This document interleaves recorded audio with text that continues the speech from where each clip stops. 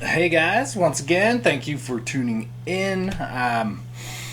It's a real creative episode we got this week. It's our very first steps into the fantasy world known as Daanal Wisech.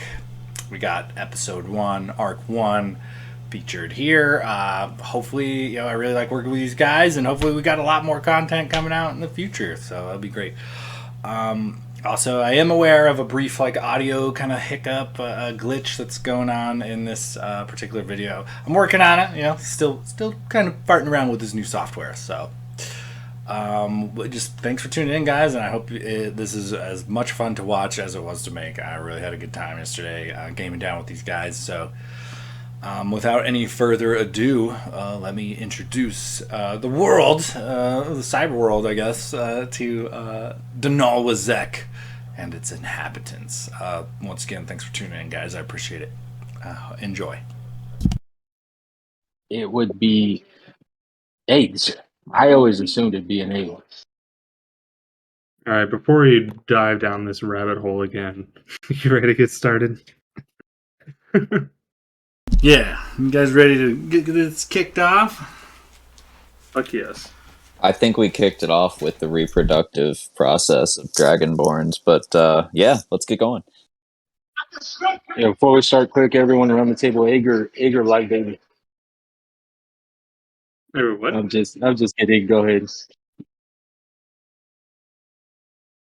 All right, so this includes, so everybody, Alec, you're excluded from this part. You don't get to play with us. You get to listen to us play with each other for a bit. You're out. You got to sit in the corner. Okay, but everybody that's not Alec, however, your reasons for coming to traveling to Hatma are all your own. You all have. I sent a few messages pre-game, so you all have been thusly motivated to travel to this place. What was unbeknownst to you is that it is in the middle of a vast desert, and travel, it doesn't have any roads or anywhere. This nomadic tribe of brass dragonborn, who call the area home.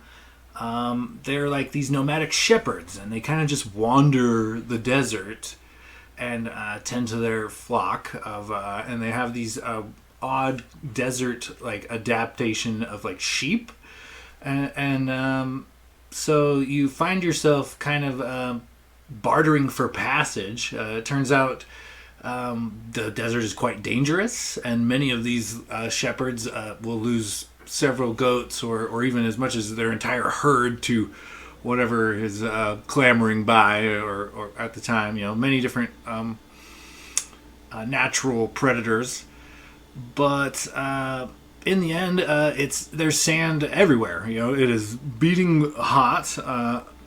You find after a few days travel, you are covered in sand. You got sand in your hair, your eyes, your armor, all of your gear. Let me ask you guys, as you kind of you have bartered passage through the desert. Do any of you right now have water on you, in your items? Not including Alec. Alec, you're good to go. Everybody else, did any of you think to pack water for this trip?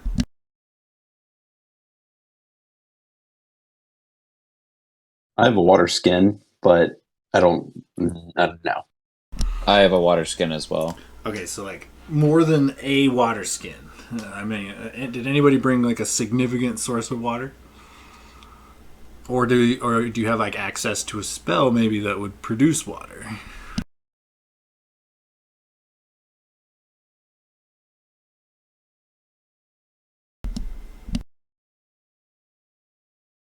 For me, what would Anyway, be other than a water skin? I aside don't from think I do.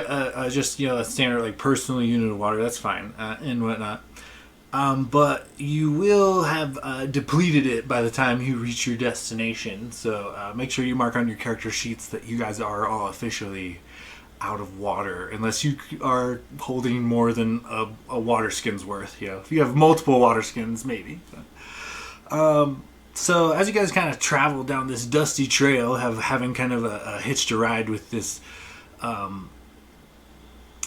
nomadic herder of these desert sheep, you know that Hatma is kind of like it's like a centered area for where the nomads would like meet up to do business, both with each other and outsiders, and it's like a small village or trading hub, or so you're told. After a few days of grueling travel, you guys are beat with the sands, beat with the heat. You're out of water. You're essentially miserable. And if it wasn't for the generosity of this traveling nomad sharing, with you guys, you probably would not have made it. Not only because he's your guide, but he also seemed to, the desert goats being adapted, seem to be able to find water sources hidden amongst the desert, as well as pack on. They are almost immune to the sun's beating, scorching rays. They're an odd, particular breed of goat, sheep, and their milk is also hypernutrient, and they can you're running out of water, but a few swallows of milk a day keep you on your feet, almost as if the milk specifically was built for somebody to consume while they're traveling the desert. It gives you a few swallows, gives you basically an immunity to thirst, which you find kind of like particularly intriguing about this small herd of desert goats. Anyway, let's read over here real quick. As you approach, the sun is setting. You guys are just basically miserable from all of this long, dusty trail you've been on. The wonders of Hatma have fallen short by anyone's standards. Described in lore and ballads as an adventurer's paradise, Hatma, in reality, is a small community of clay brick homes and a few herds of fenced-in goats. Located in the center of a vast and hot desert, a single building of stone and brick is here. The only inn and tavern for miles and days, even weeks, maybe even travel. As the sun begins to set, you see this building in front of you, and the goat herder kind of bids you farewell. And that is kind of where you guys have found yourself. So you are in a small village. There is not much besides goats and older folks clad in desert garb. And this inn stands in front of you, and it looks to be there's not a lot of signs of life, you'd say. Like, there's no lights on for it being close to dusk. And you're basically left to your own devices in town square, waterless. What do you guys do from here? Would you like to explore? Give me you tell me. You said we arrived here like with the shepherds, right? Yes, the nomadic sheep shepherds or goat herders, whatever you want to call them. Can I ask them? You to. Sure. I just want to ask them about the goat's milk thing. Like, is there some validity to the goat's milk actually providing immunity to thirst? Because if so, I'm gonna try to stock up on some of that at some point. But I just want to confirm that is a legit thing. I fill a water skin with goat's milk and then realize that milk was a bad choice. Go ahead and give me give me a nature check. While he's doing that, can I try to milk a goat? It's an 8.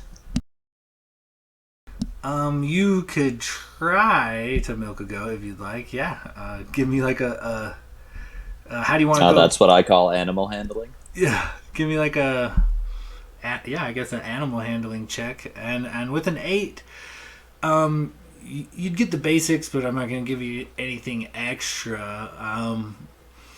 You kind of get the sense that when you did drink the milk, it was like fresh out the teat. You see that he does carry water and other things on him, but it doesn't seem like the goat's milk holds well outside of the goat. So So I try to put a little on my water skin and walk up and I'll be like, "Hello, old friend. I'm a friend of the animals. I don't mean you any harm. I'm just looking for a little something to quench the thirst. We've been on the road in this desert for quite a while.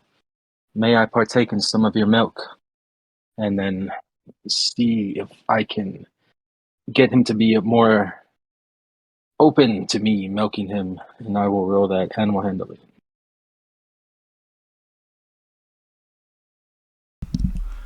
okay, yeah, go ahead and he kind of turns to you and is, the goats. He has like an affinity for them. He can kind of call to them and calm them, and he kind of just he doesn't really respond, but he nods and allows you to take a bucket full of goat's milk if you'd like, but you kind of Yeah, I rolled a you kind of get 25. you kind of get the sense. Give me an insight check real quick with this animal handling. Everybody can actually give me an insight check. Someone has wisdom. But what was your animal handling? Natural 19 for 25 total, Okay, and man. then my Yeah. insight is a dirty 20.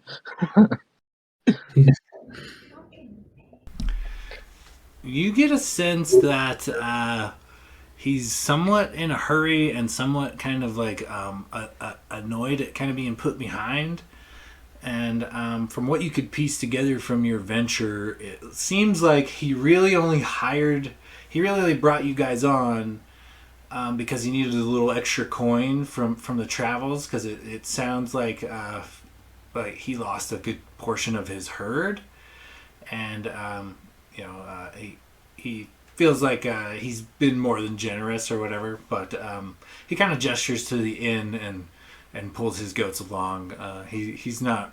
You almost get a sense that outsiders may or may not be shunnable here. He was a lot more friendly on the road before he got into town.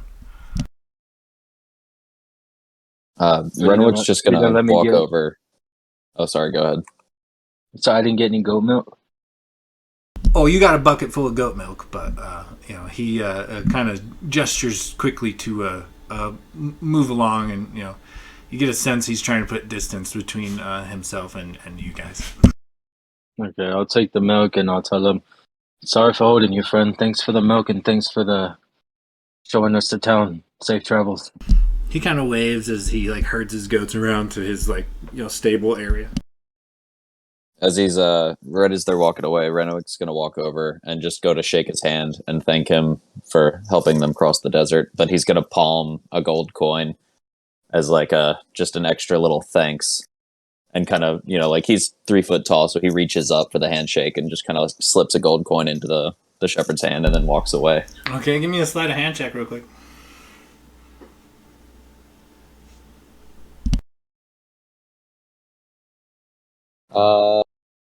11.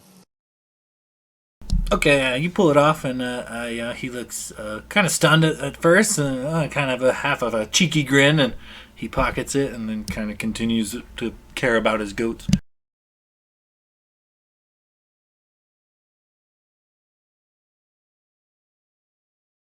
Well, gentlemen, I don't know about you, but I sure could use a drink. And he kind of like looks at the bucket of goat's milk, and he's like, and I'd prefer it be cold, and preferably not, well, whatever that is. And he'll just kind of start hustling toward the the tavern. Okay, so I guess you guys taking the bucket of milk with you into the into the tavern and whatnot. So, but so as the sun begins to set, you enter the building through a door, above which sits a sign dangling from some chains. The sign depicts a shaved and now hairless donkey rearing. Beneath it reads, "The Naked Ass, Inn and Tavern."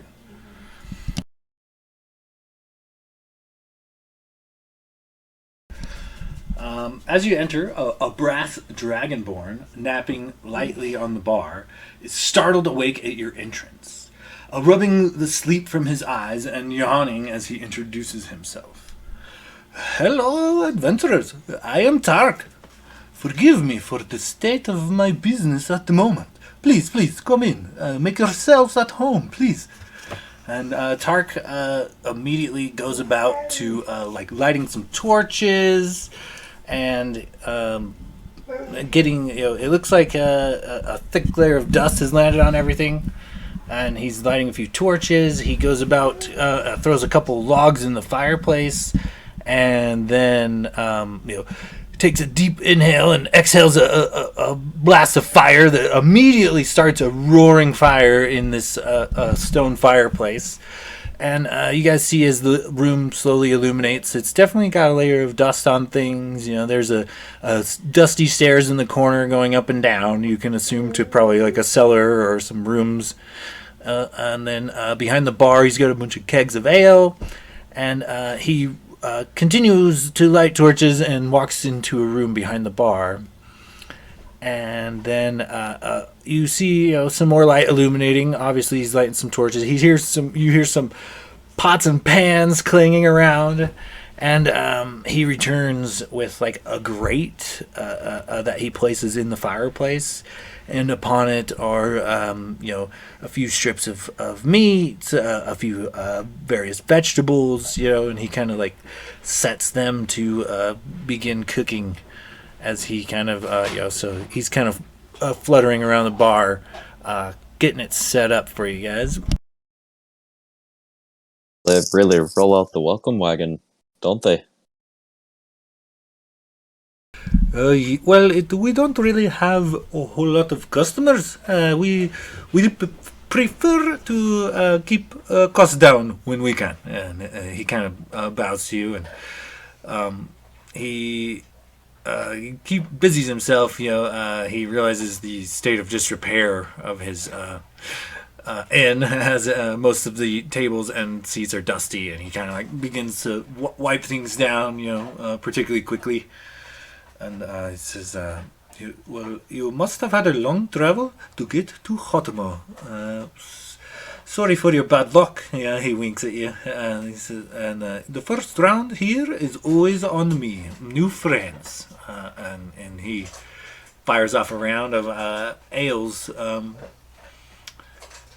to the party, and like gestures for you guys to like kind of sit and enjoy yourselves. And considering that you guys are out of water and particularly dusty, a nice cool beverage is particularly tempting at this moment.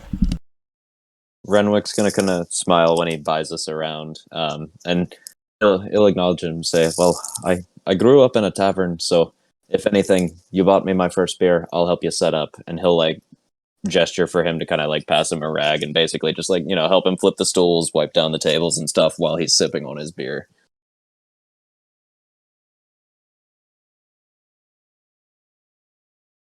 Yeah, he's kind of shocked that you would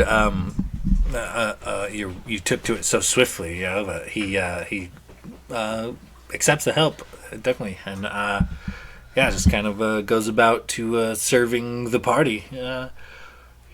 After he kind of gets everything squared away, and you guys can smell the sizzling vegetables and the strips of meat that he has put on the cooker for you.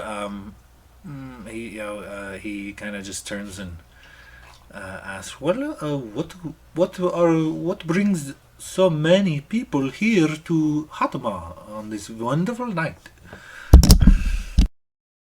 What was the name of the bartender? Or the owner? Is he the owner or the bartender? I am Tark. I am owner and operator of this fine establishment before you. It has been passed down many generations to me. My uncle, he passed recently, and I am his last living heir. So, this is now my last family heirloom. And he kind of gestures to the bar, like thoughtfully. No matter. What is a bunch of adventurers doing here in Hotma? Everyone knows there's nothing to do in Hotma.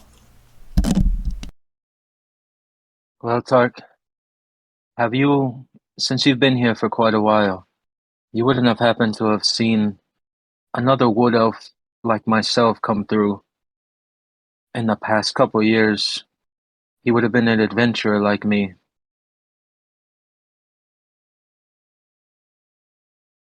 Give me a luck check. Meanwhile, I'm going to cut away from the party for a second. Gladier, you are just getting in from tending to a few runaway goats. You've returned them to their pen. And you notice as you're kind of getting ready to head in for the eve that a rare occurrence has happened.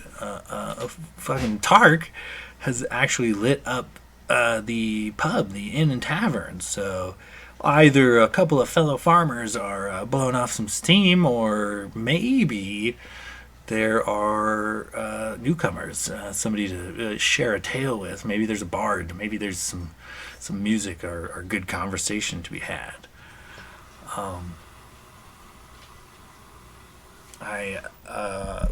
What do? You want to head in and see what the ruckus is? No. Yeah. So, yeah, he would look. Describe Seriously, your entrance into this bar to me real quick, and then we'll get to Logus's role. Yeah. So he's just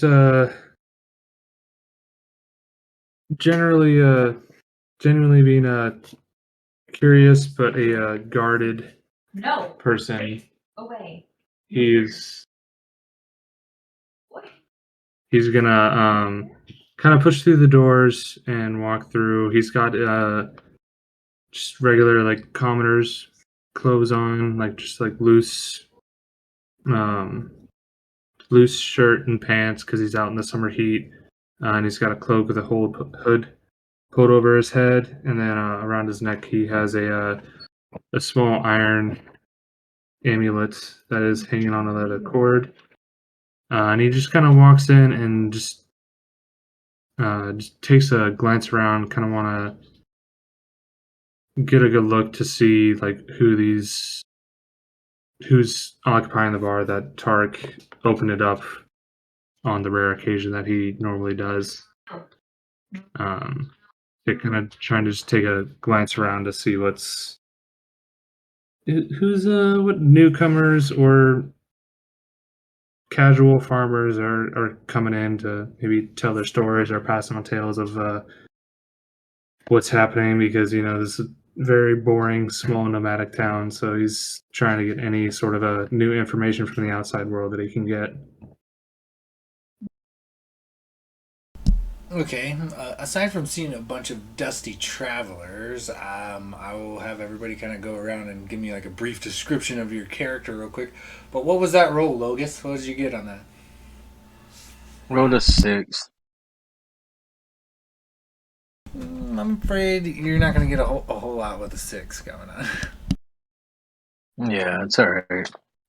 Anyway, let's start with you, Logus. Describe what Gladier would see. How do you describe your character? We'll kind of go around and do that real quick. So what he would see would be a dark-haired wood elf, clean shaven with like olive skin and brown eyes. He'll have hints of green on his clothes, but you can't really tell because he's so dusty from the sand. And as he walks in, and Tark tells me that my luck check wasn't good enough, you see that I'm very troubled and disappointed, and just kind of slink back and stay quiet. And I have a bow, a very shiny, very intricate carved longbow on my back, with two short swords on my side that are sheathed and put away. And as he walks in, I kind of see him, but then I just kind of slink back and stay off to the side for now.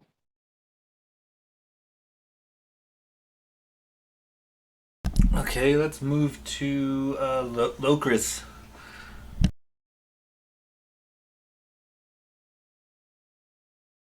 Alright, so prior to walking in the bar, Locris would have cast Disguise Self to look just as a human. So when Okay, yeah, go ahead. Slater walks in, all he sees is brown hair, brown eyed human wearing a hood over his head and a smile on his face.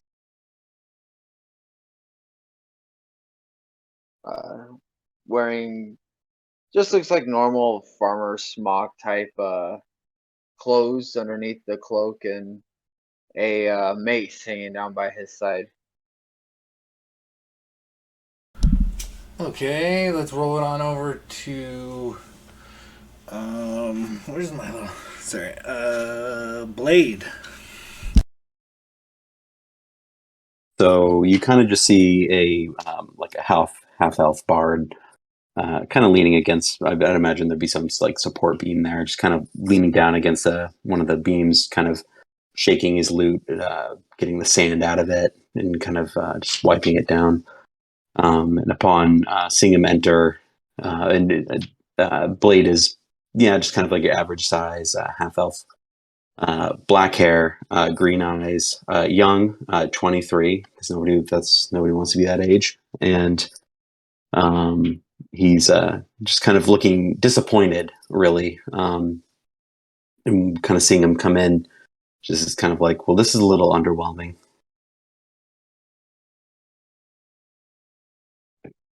Okay, and Renwick? Yeah. Renwick is a halfling, a Lightfoot halfling, so more of the thinner build, not the stockier of the halflings, which basically look like tiny people with pointy ears. But he specifically, I like to think, looks like Orlando Bloom. He kind of his clothes are more coastal, almost like sailor clothes, like cloth pants and like light cloth tank top, I like to think. And the only thing you really notice about him, he's got dark hair, pulled back into a tight ponytail, a very thin, almost like chin strap beard down to like a nice point at the end, with a lightly curled mustache. And you notice he's got a very ornate rapier on his belt. Just nothing crazy, kind of flashy, a few semi-precious stones mounted in it. And he's just, as he settles in after helping the barkeep set up, he sinks into the seat and just guzzles the first pint. Not really saying much, just kind of taking in the room and watching. Okay, and you guys see like a dragonborn enter, and it's clear that he works with the goats. He kind of has like the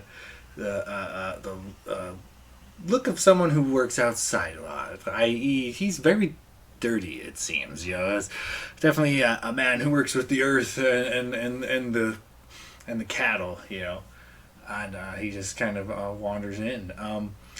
Tark kind of looks at you, Logos, and says, sorry, unfortunately, I have only been running this establishment since my uncle has passed.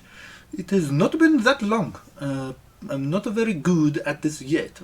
I will be, in theory. there have been many adventurers used to come here back in the day, thanks to my uncle, but unfortunately, not on always good terms. It was long ago my uncle, in a desperate attempt to make everything better for business, he told a bunch of tall tales, and he paid many, many pirates to take our tales of grandeur here of Hotma, which is really nothing, and then he took it and he sold it to the four corners of Daanal Wisech.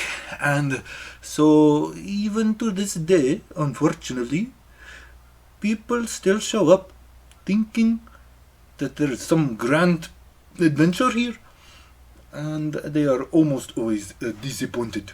Hence, why it is a long-standing custom for the proprietor of the Naked Ass in a tavern to buy the first round. And he kind of gestures to the beers that he sent you guys. Sorry, you have likely been lured many miles out of your way for something that is likely a tall tale from a deranged old dragonborn. But Can I make an thank you for insight coming. check on him? Yeah, go ahead.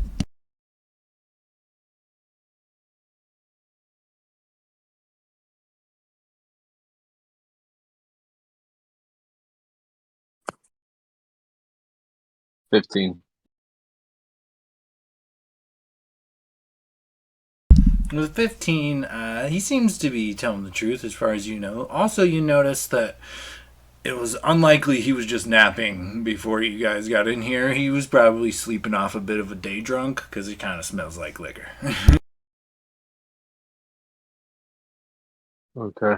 Logas will walk up and take the beer that he got, and well, that's unfortunate. I was really hoping to find someone here, but thank you for the beer. I appreciate the hospitality. And I'll take the beer back to my spot. He just kind of nods and bows and goes about to cleaning off more dust from his kegs and behind his bar, and he's kind of turned his attention to some old dirty glasses. Renwick's gonna walk up after finishing the first pint and just be like, "No, my good man, if you'd be so kind, I'll take another one of these. I'm rather thirsty from the travels. And have you perchance seen any other halflings floating through this area? I can't imagine they're terribly common, so I'm sure they'd stick out like a sore thumb." Give me a luck check. Is that just a flat roll? Yeah. 17. He turns and smiles at you. Of course, absolutely. There are many halflings actually here in Hotma, believe it or not. I could introduce you to somebody in particular if you'd like. I do not know.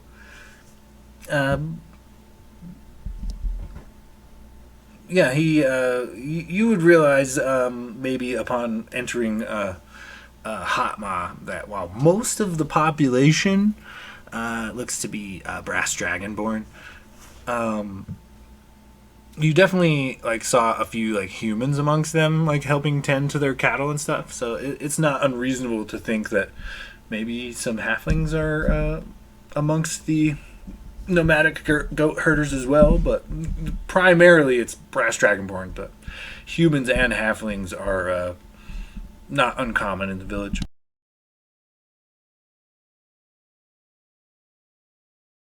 All right. Well, I've been here for many years, even though I've only been running the inn for recently. I know many halflings in the village. I would be glad to introduce you if you would like. well, if there's any that you know that happen to kind of keep an eye out on the area, then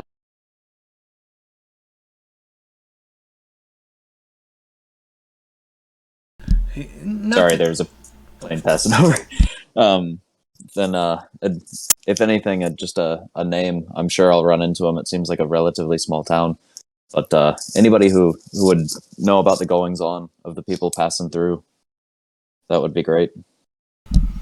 Yeah, he kind of conveys to you that they're. I mean, you kind of get that they're like a nomadic,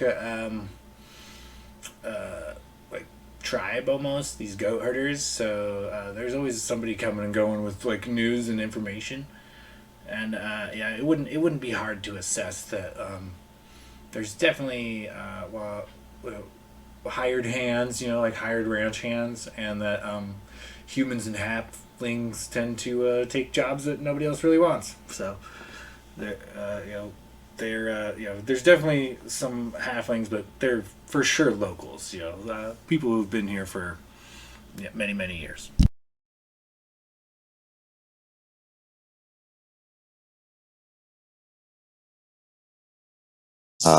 Well, yeah, if you could point me in the right direction, perhaps give me a name, that'd be fantastic. And if I could pay you for this round, I'll leave you to it. He ponders it for a minute, and then this thank you. It's inconsequential amount. It's like a couple copper or something. So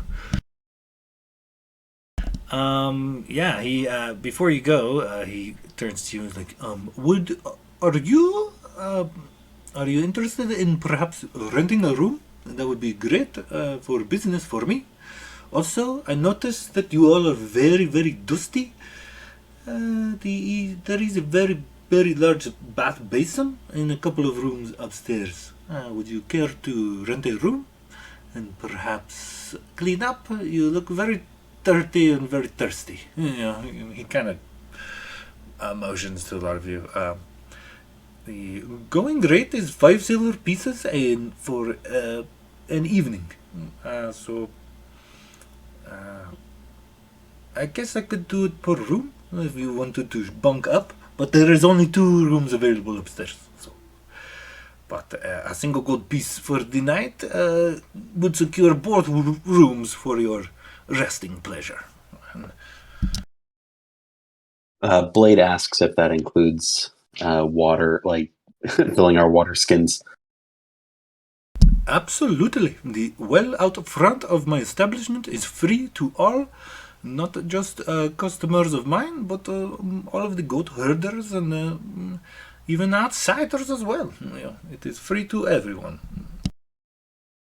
You would have noticed, like on your way into the building, that there was like a small square of stones. I mean, it wouldn't have been more than shin high.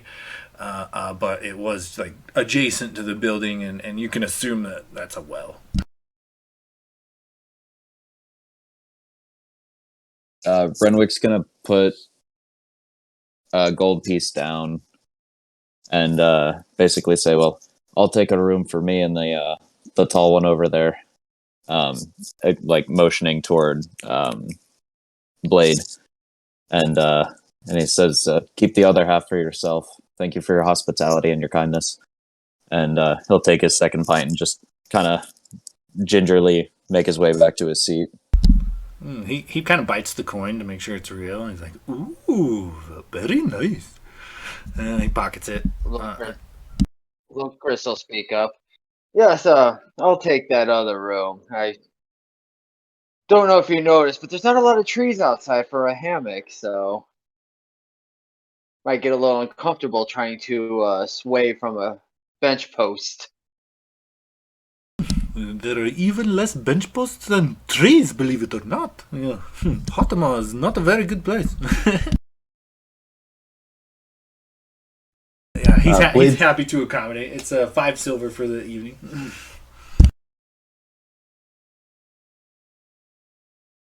Blade He'll give asks, him a gold piece and for a round as well. Okay, yeah, he bites it and makes sure it's real, and then pockets it, and pours everybody another round, and he gives the 2 of you guys keys to the rooms upstairs. And I think while this was happening, Glader would kind of be making his way up to the bar, not getting like right next to the group talking to Tark, but maybe like a 3 to 5 stools down away from them, just kind of leaning against the bar. Got his like a coin purse sitting up next to his hands, just waiting for Tark to be finished as he's kind of just glancing around and just kind of taking a look and analyzing and observing these newcomers because he kind of looked like almost on edge as he's his eyes are glancing and running over all these new people that he's never seen before in his small little nomadic village. Okay, yeah. As you can, go ahead, Will. Logas has a passive perception of 16, and I'm kind of, standing back with the group. But I have seen that the Dragonborn is moving up to thing and getting kind of nervous. I would say that would be. I have a passive. That would be like I have a passive insight of 16 too. Oh, a passive insight. Yeah, I mean, essentially, you'd be kind of like you're almost like an empath at that point. You kind of sense that maybe he's a little nervous, maybe he's a little stressed out, but pinning down what it could be exactly, you probably wouldn't pick that up right away. Since you just met him, maybe if you hung around him a little bit. Damn, I kind of lost where I was going. I forgot what. Oh yeah, as kind of like as you approach Alec, Tark nods to you, kind of recognizes you as a local. This wouldn't be the first time you had a couple beers with Tark, so he kind of just slides you around, and he kind of turns to. He doesn't even charge you. He just sends you a tall mead on the house, and then what did you want to say something, Will?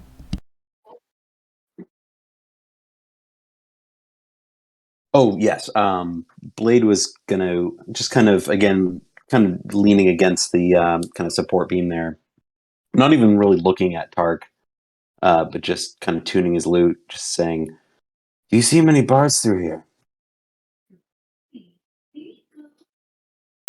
Once in a great while, we do get bards coming, unfortunate adventurers like yourselves.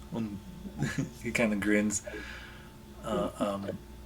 And he sets out like some plates and things and kind of gestures that the food that's cooking is ready. He kind of like slides the grate out from the fireplace so that it's not like directly in the fire, and kind of presents a spread for your guys' enjoyment. It's got several roasted peppers and different vegetables, and a few strips of goat meat and whatnot. While we're eating, Logos is going to talk to Locris and would you mind if I bunked up with you? I can go half on the room. It seems that the other two are staying in the room. I'd be willing to split the costs if need be.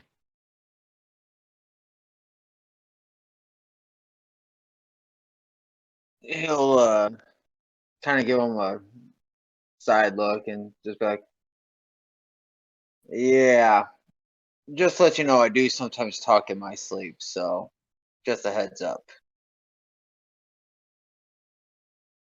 Oh, that's no problem. I do make a good watch if you need to sleep a little longer, so it'll be beneficial to both of us. And you don't think it'd be wise to maybe rent the room for more than one day? It'd be ashamed if we need to come back and the rooms are taken. You just never know what tomorrow's going to bring. So, how about I get tonight, you get tomorrow night, and we can call it square.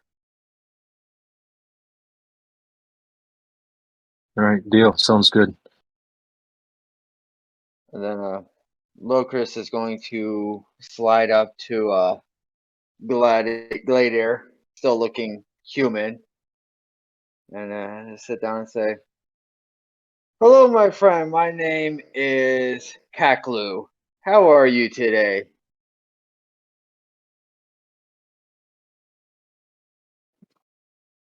There said name is Kaklu. That's what I tell you. That's an interesting name there. I'm doing fine myself. You all travelers? Just passing through, or you got a reason to be here? Well, I can't speak on behalf of the others, but I'm a anthropologist interested in folklore and local stories, and I like to speak to locals and find out if they have any tales of wonderment in their general area that they would like to share. For not everybody gets to travel, but everybody has an interest. So you're looking for stories of the tiny little nomadic town. That doesn't seem like a good idea. Well, of your people, after all. Who doesn't have a tale of a hero born eons ago who saved their country or their town from a evil? I know I've heard it throughout the world so far, and I'm just trying to put together a collection of stories, so that people understand that folks around the world are similar, more so than different. Well, hate to break it to you, but we don't got too many of those stories around here. It's mostly just stories about which goat and sheep survived this day and which one died the next. Nothing really Wait a exciting. minute, one of the goats died? Whose goat died? What the fuck? Tark looks very concerned over the mention of dead goats. Sorry, they're all fine. Don't Oh, don't worry about it. Jesus. Kleiner, you must I'll choose keep your words more giving it wisely, back. my friend.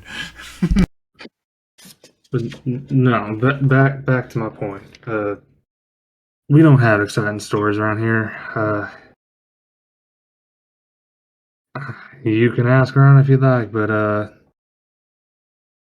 nothing interesting has happened in my life, and no use talking to me.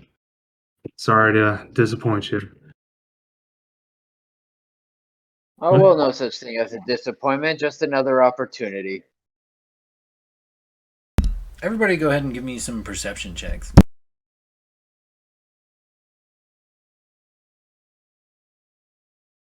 Glader, you can make this with advantage because you kind of know the terrain and this is your home. Perception. Oh, yeah, no, that's just a 12. Ooh, that's not wonderful. First roll of the campaign. Oh, for me at least. Not the first roll. Jesus, all of us rolled shit. First roll of the campaign for Glader is a fucking 9. Oh I wait, have no. a Renwick, +6 to You said advantage, right? Renwick got Yeah. a natty 20 for a 22.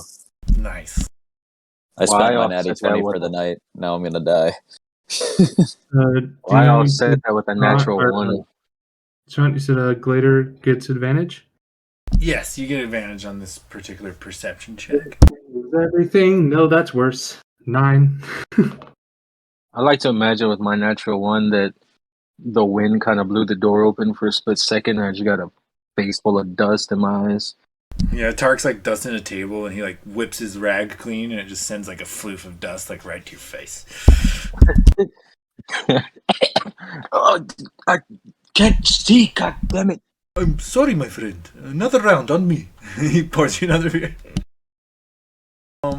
Yeah, with the you guys just notice it's nothing particularly bad or anything, but you do notice that you guys are like the talk of the town right now. Like people are kind of like peeking in the windows and whispering. These goat farmers don't get a lot of visitors, and the fact that Tark's got his lights on after dark has the whole fucking town abuzz. And after some hushed whispers and people kind of glancing in the doorway, a few other shepherds kind of man up and make their way into the bar, and Tark heads over to accommodate them. Brings them a little bit of food and pours them a couple ales, and it seems like a rare event when this place fills up, but everybody's got to get a good look at the newcomers. So it's kind of a come down to Tark's and get a beer and stare at the strangers type of. You guys feel very much like on display. Do any of the shepherds coming in look like the old guys you'd see in a coffee shop? Oh yeah, all of them. I mean, they're all dusty as hell. So I think a Glader would give a nod to quote unquote Kaklu and pick up his mead and his shepherd's staff and walk over to the table that the rest of the group is sitting at, and just kind of walk up and just like clear his throat,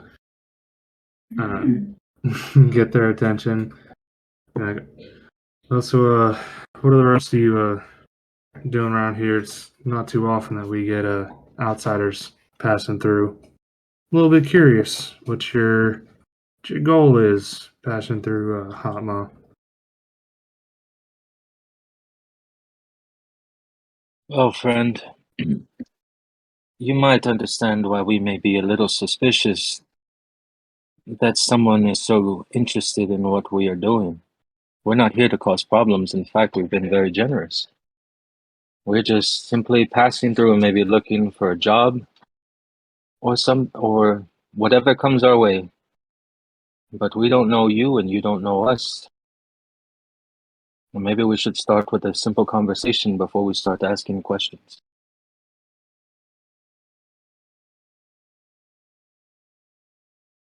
Fair enough. He'd grab a chair from the table behind him and screech it across the floor and just plop down at the table in front of you. And he's quite large. I mean, dragon boards are by nature pretty large. He's stands about 6'5", like 250 pounds. So he's just like, it's large, like just a very loud like thump as he just sinks down into this chair. So, my name's Glader. How about you tell me your names and we get this conversation started? My name is Logas, and pardon me for being so coming off as maybe rude. I think you could understand as a traveler, you have to be a little on guard when people come and show special interest in you. Oh yes, of course. I understand. You guys are being cautious, and I'm being cautious myself. We got people here I gotta take care of, and every outsider that comes through is a possible threat. So, we take care of our own here. Renwick will kind of sit up as he was kicked back, feet up on the table. He'll take his feet down to be polite and kind of lean in, and he'll say, "Well, I prefer a bit of discretion, so pardon me if I speak a little softly, but the name's Renwick, and somebody very close to me once talked about this place, and so I figured I'd see it for myself and maybe run into them." And he'll kind of, reach his hand out to shake your giant dragonborn hand. Yeah, he would return the handshake and just give you a nod. Who is this person you speak of that spoke of this? I'm assuming they had maybe not the best things to say about Hotma. It might be home, but it's not the greatest place in the world.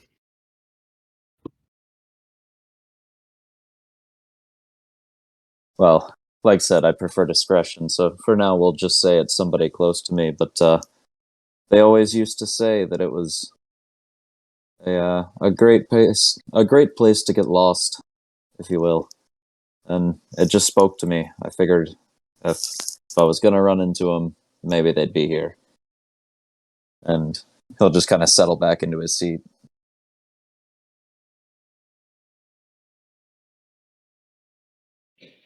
Alrighty then. How about you, Help? sitting over there mighty quiet.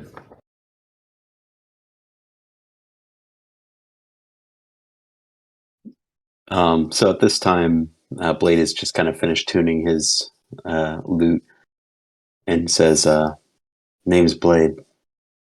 Seems to be a far shot here from the tales I've heard in song and stories. It seems this place used to be of fame and glory, and War One could kind of be a hot spot, but seems to be a little more of a deserted town." It's been deserted about as long as I've been here. Might have been something a little bit more grand back in the day, but I haven't been here nearly that long. Since I have you and your friends watching now, seems like a bard hasn't been through in a while. I might want to ask, what sort of music do you guys like? Oh, anything we can get, really. Only a few musicians in town. Most people spend their time doing hard labor, and not a whole lot of time for specific personal hobbies. So, not too many musicians. Well, what are the sheep like? What are the sheep like? That's a good question. I've never asked. I would assume they like Baba Black Sheep. Did you say what do they like, or what are they like? What do they like? What kind of music do the sheep like?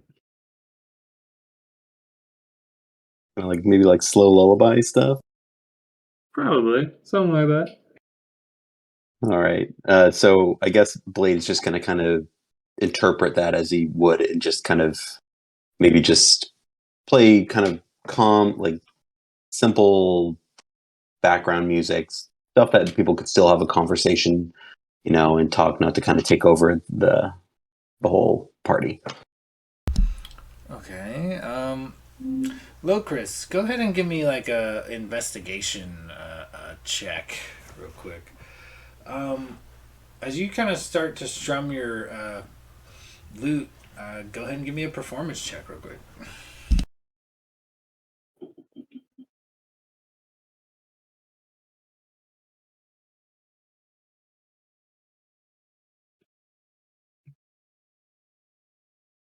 On the or 14 on the investigation.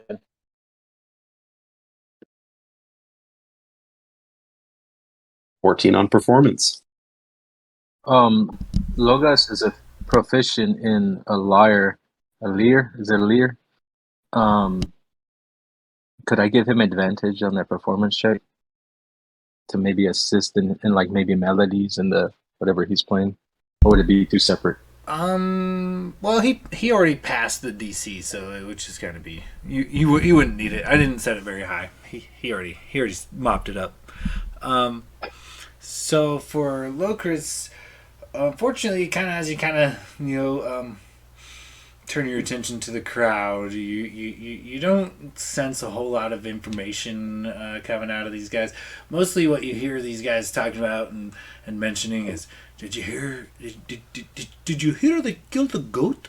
I heard somebody's goat died just recently. Like the wildfire rumor has already spread about somebody's dead goat. And the mention of it sends Tarka into a rampage once again. He's freaking out, screaming about, who's got a dead goat? Yeah.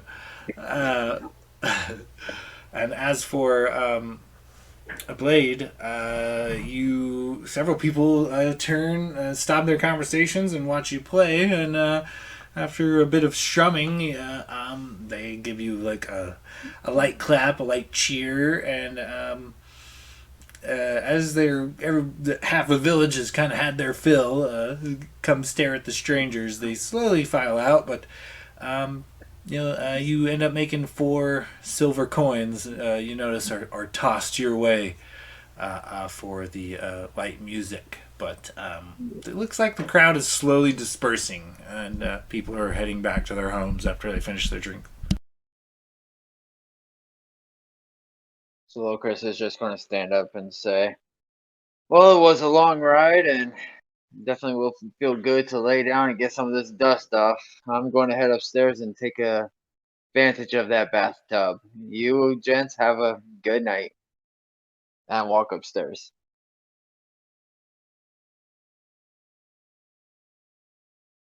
Upstairs is not really. I mean, it's really thick layer of dust all the way up the stairs, and you get up there to one of the two rooms, the one you rented, and there's a couple of straw beds, and next to them is like a large bath basin full of clean water, and it's got like some hot coals underneath it. It looks like the water's been readied for like a bath or something.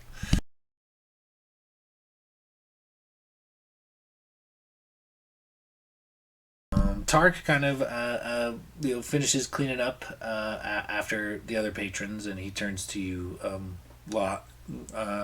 Would you like another round, please, or perhaps some more food? I will be up all evening, and he just kind of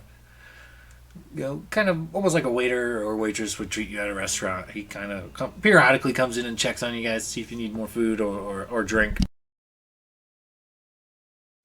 Yeah, when he walks around, Renwick's just gonna look at him and be like, "What time of day is it right now? Actually, It's you guys have been kind of in and de-dusting yourselves off, getting some food, so it's only a couple hours after dusk. okay, so like probably shop's closed at this point. Like it's night, but it's not terribly late. Correct. Yeah, he's just gonna when Tark comes by, he's gonna be like, "My good man, I believe I'll have a nightcap. If you could get me another round." In the morning, though, is there any direction you can point me to? Perhaps a general store or anybody selling water skins and just basic necessities. I am the only business within several days in any direction. We mostly just trade amongst each other, but I can find you what you seek. Would Glader's family have extra supplies potentially?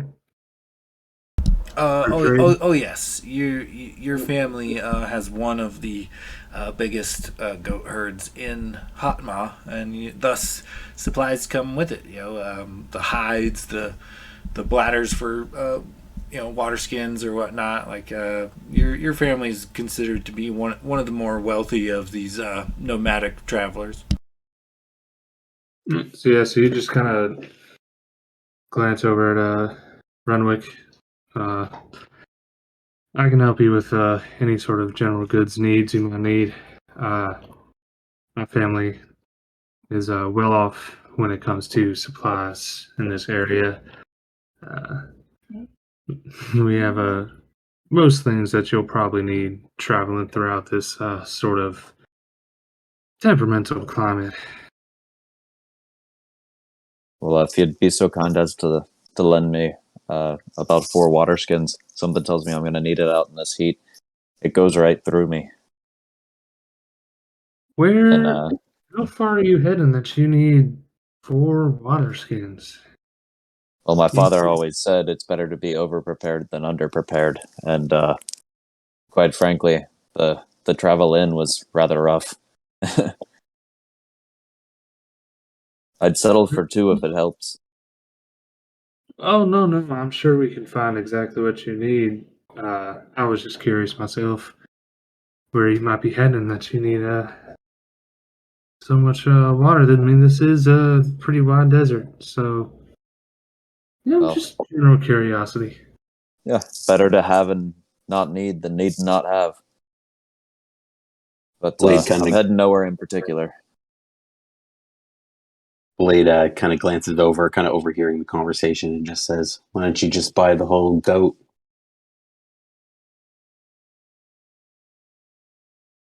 Well, I'm buying skins of water, so I don't know that I could buy the water source. He looks kind of puzzled. Oh, milk source. milk Yeah, source. Glader, you would know that, like, the well outside is like a community well. No, nobody gets charged for water around here. It's one of the few places that water is actually accessible in the desert. Yeah. I don't think you really have to pay anyone for water, and if somebody asks you to pay them for water, they're just scamming you outright. So keep that in mind. I mean, would your family be open to perhaps selling us a goat? I mean, I do a little He bit gets less it. business side of everything. I'm more of just the general day-to-day assistance and care of our livestock. You'd have to speak to my uncle uh, if you want to talk about purchasing any sort of livestock. But yeah, he would be the one to talk to. Not me. Yeah, he doesn't really trust me with those sort of finances. I'm just more like the day to day help around the farm. Do heavy lifting and all whatnot. Well, friend, would you be open to maybe perhaps meeting at your place in the morning, of course? Wouldn't want to spook anybody at night, but maybe we can take a look at your wares and perhaps work out a deal of some sort, maybe talk to your uncle about a goat. I think that can definitely be arranged. Not sure how I feel giving you no amounts of where I live currently, but we can meet back here in the morning. I'll meet you back here in the morning, and I'll lead you over there tomorrow, and you can speak to my uncle and get whatever supplies they need, and he might be willing to part with a goat or two. Um, Logos will reach out and finally shake his hand, Glader's hand, and you've given me no reason not to trust you.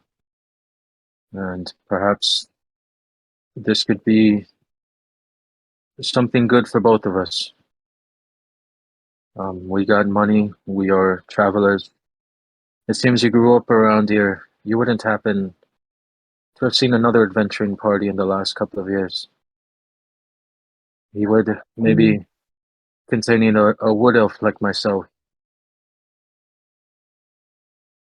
DM, would I have seen another adventure party pass through the past couple of years? It's very rare that Tark opens up the inn in such a capacity. You would have seen a few other travelers, but it's few and far between. It would have been over a month's time, and aside from an occasional duped adventuring party that gets caught up in the lore that just really isn't lore there, it's most of the time, more often than not, a lost merchant. The kind of how Hordenshire, which is the country you guys are in, is set up. Like, there's no real roads through the desert, but there is like a decent trading hub on either side of it. Most people take the long way and take like the road around to get where they're going, but the occasional ballsy merchant will try to cut his way through the desert or hire these nomadic shepherds as guides. But for the most part, you've only really seen merchants.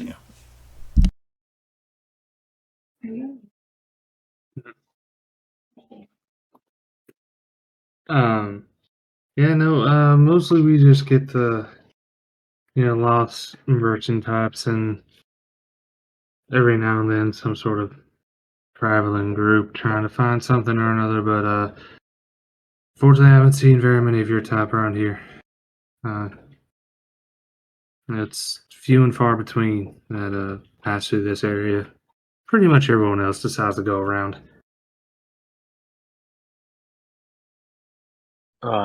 Logos will say something in Elvish, which you can assume is a curse word, and uh, thanks, friend. Thanks for trying to help. but I am open to meeting back here in the morning and maybe seeing about those water skins and whatever else you may be able to leave with us for trade or coin or whatever it may be. Yes, of course. I'll finish up here and head on back home and let my uncle know we might have a little bit of business tomorrow. And as you guys are talking, Gladier's like slowly or not Gladier, sorry, Tark is slow. I got the wrong dragon board. My bad. Tark goes and starts diminishing, a couple of torches. He's like turning the light down. He's letting the raging fire kind of burn to embers. He keeps a torch up and flame. Replaces a torch, but just a single torch, kind of by the bar near him, in case you guys need anything. He lights like a candle on the table you guys are sitting at.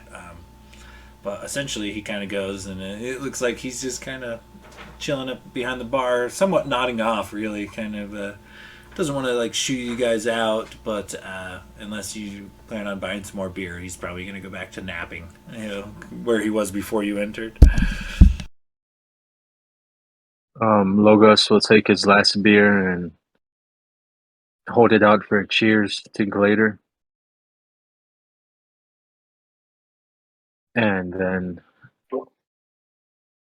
Yeah, and he would return the cheers, just subtle nod in Willowgrass's direction and clink mugs or chalices, whatever.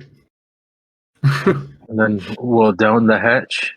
Mhm. And then I want to go back outside to the well and fill up my water skin.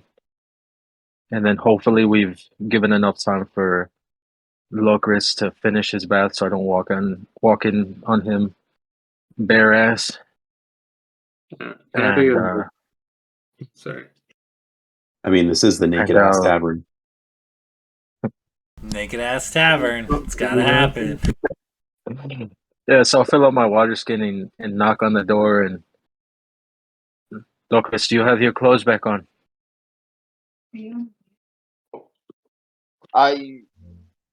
It's fine. You won't see anything. And as you walk in, there's a mage hand just holding up a towel to separate the bathtub. I'll very uncomfortably kind of sit on my bed and edge towards where I'm facing the wall. Glader would probably set up his tab and then start making his way home. Okay, yeah, it's like an inconsequential amount of money. It's like a Yeah. copper piece or two. I'm not gonna make you record that. So as you guys kind of like bed down for the evening, is there anything you guys want to do before you pass out? Blade, just before he goes up to bed, was just gonna kind of lay out the 4 silver that was given to him from for tips and whatnot, kind of on the counter there for Tark, and just say, thank you for your hospitality, and just kind of walk backwards upstairs, just playing Ba Ba Black Sheep. Thank you, my friend. Renway. And Sorry. Glader would when he gets home, before he walks inside to the whatever structure. We haven't really talked much about what that would be. Sure, like small little cabin or large tent or something like the sorts for whatever nomadic tribe would have set up. Yeah, it's like a desert adobe type of a deal. A combination of water and sand that had made clay, and they just kind of made one room after another, and it's like a small clay domicile essentially. So Luke Skywalker's home and Exactly. Okay, perfect. I love it. Makes everything so much better. All right. Yeah, so before he heads inside it, he's gonna walk around to the stables and the barns where the goats are being held, and do his normal nightly ritual that he completes every night, and then after that's done, he's going to walk inside and go to sleep. Okay, yeah. You notice your family has already bedded down for the night, and yeah, the goats are in the pen and well kept. How about you, Renwick? Anything you need to do before bed?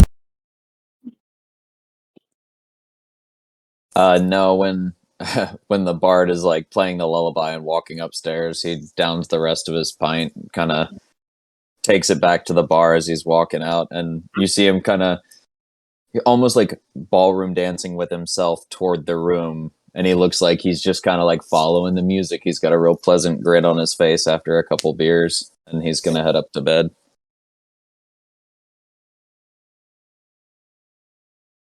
Okay. So in the morning, Gladier, you are awoke with a start. Your father or your uncle is shaking you awake. Gladier, you must go to the well. You must go to the well, and do not let Tark send those adventurers without you. It will be a death sentence. You know the land. Go. Go to Tark. I've already spoken to him. Please go now. Go now. Like he's like pulling you out of bed. Like there is no one young or capable like you, and you must go. You must help them. Hurry. Hurry to the well. And he like insists that you get up and move. He just kind of shake his head awake and half aware of what's really going on. Stumble out of bed and pull on some clothes real quick, and then just start half jogging over to the low area. Okay, as you kind of move towards, it's like right outside the Naked Ass Inn and Tavern. You the rest of you lot upstairs, you hear a loud banging of Tark coming up these stairs, and he gives a good what do I call it, the cop knock, boom boom boom on each of your doors, and then he kind of just calls out to you, "Ho there, adventurers! You come have a look at something, please. There might be a bit of work up your alley after all." And then you hear him like kind of scramble down the stairs and open the door to the inn, like open and slam the door to the inn. So looks like he's outside of the establishment. When you bang on the door, Renwick like pulls the pillow over his head and rolls over like the 5 more minutes mom thing. But the second he mentions there might be work, he kind of just like groans and almost like falls out of bed. And he's like, "Oh, fine," and just starts getting ready. Can I get the? I'm sorry. Can I get the exact scenario that was described to me again by Uncle? He just kind of went in a panic, and as he told you not to let Tark send those adventurers on without you, and that he wanted you to get to the well as fast as possible. Like he's worried. Okay, cool. Thank you. Yeah. So I assume you guys kind of groggily get out of bed and behest to this worried Tark. And you guys kind of, upon kind of looking out of the inn, even from your window, you could just kind of look out and see from your room, there was a small crowd gathered around the inn. I mean, not the inn, but the well. And it looks like several ropes have been thrown in. And it appears to you like every once in a while somebody climbs out of the well, and every once in a while somebody in this crowd climbs in. Like something is going on at the well.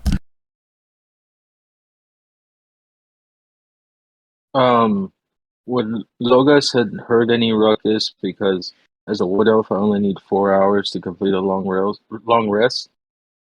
So when Tark would have come slamming on the door, I would have already been up. You might have heard the ruckus of the crowd gathering, but yeah, go ahead and give me a perception check, we'll say.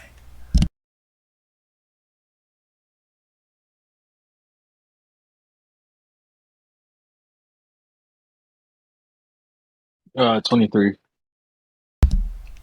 from what you can hear from the mumbled conversations, even from so far away, something's wrong with the water. Something is up with the water in the well.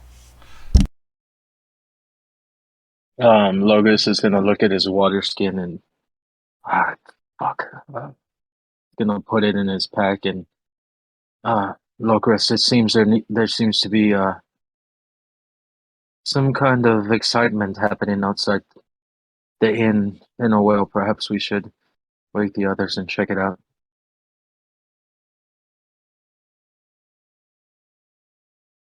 If they need it, well, I guess by this time he would have banged on the door. So, all right.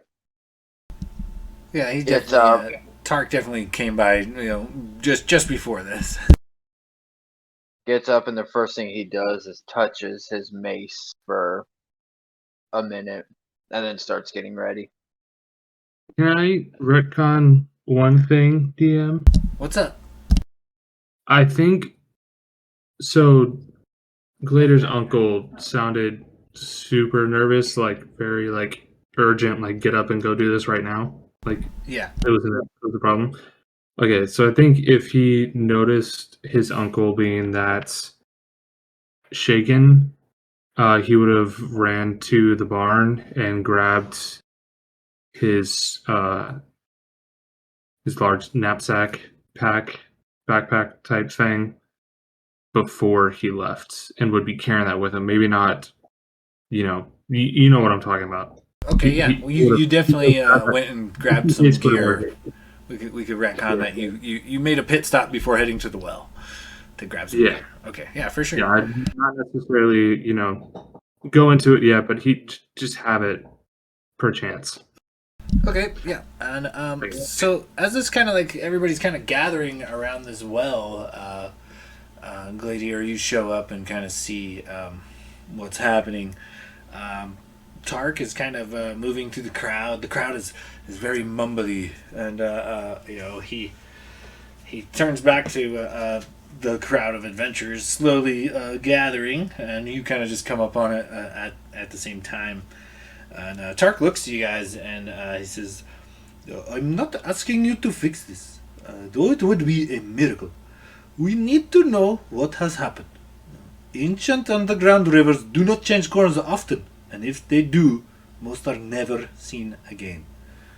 He kind of continues, "The water here has been for hundreds, maybe thousands of years. It has been a staple in our way of life here. Without it, Hotema is no more. It will be taken by the desert in 2 weeks' time. The people will leave and they will never return. I am the closest thing these people have to Liter. Please, will you help us?" And with that, Tark just kind of looks to you and down into the well. He says, "The water is gone. It is moved on, and we must know if there is a nearby oasis. I would ask that you venture into the well and journey perhaps to see where the water has gone. Hopefully not far, but if this is a detrimental blow to our society here, will you help us?" He turns to you again.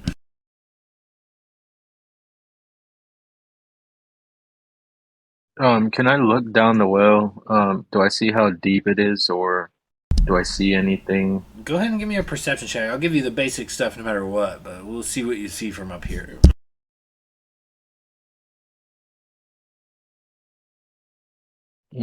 9. I mean, there's several people in there, other Dragonborn.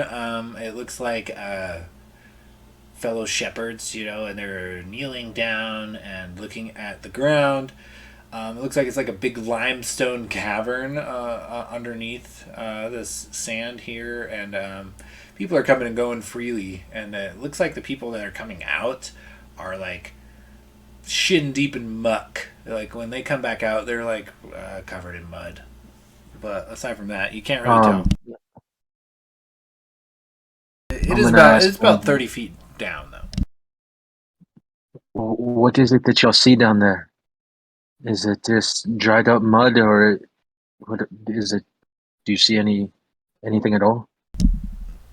when I went down, the river looked dry. It has changed course somehow. Hopefully, there is a oasis nearby. But aside from traveling upstream to see what has happened, maybe something has obstructed, or perhaps a great earthquake underground has shifted the water entirely. We do not know. But if we are to stay here, we have to have water. So please, do you think you will help us? Logos is gonna go back to the group and what do you think, boys? It seems like these people are going to die if we don't help. I don't know about What? you, but we came here looking for excitement, and it seems that excitement has found us. Yeah, Renwick's gonna basically like be kind of getting all his shit on, getting his belt on, making sure like everything's tight and good to go, and he's just gonna be like, well, I'm gonna be honest, I'm worried about these people, but quite frankly, we're not gonna survive very long out here if the water supply's gone. So it looks like it's in our hands, boys. And he'll just be like pretty much like putting his stuff on and getting out the door, getting ready to go. Glider would kind of be walking up at this point, kind of just pushing his way through the crowd with his heavy, large pack over his back, just brushing past people, and just making his way to the well, and just walking up silently to the group and probably catching the last of what Tark had to say about the situation, what was going on, and just kind of without words making it aware that he's in this, like, he's not gonna just walk away from that situation in his own village. Logos will see you later, and welcome back, friend. It seems that there's a issue in the well. The water seems to have disappeared overnight, and quite frankly, it doesn't seem like any of us will make it out of here unless we figure out why. We could use a big beefy dragonborn that knows the area and the way a little better. Perhaps you'd like to go down with us.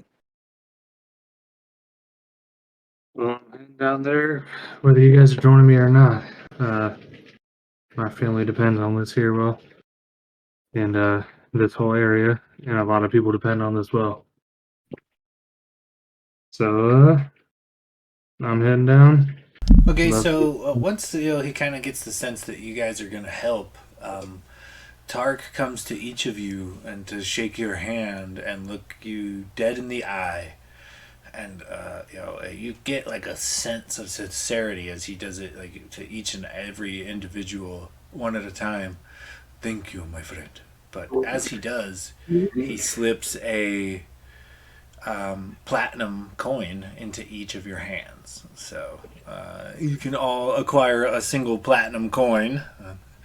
I am not a rich man, but we will help you in any way we can. And he also provides each of you a couple of water skins full of water.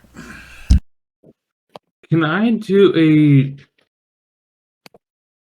trying to see what I'm looking for? I want to do an insight check because of how shaken my uncle was, saying don't let Tark send them down there by themselves. Okay, yeah, go ahead and give me an insight check.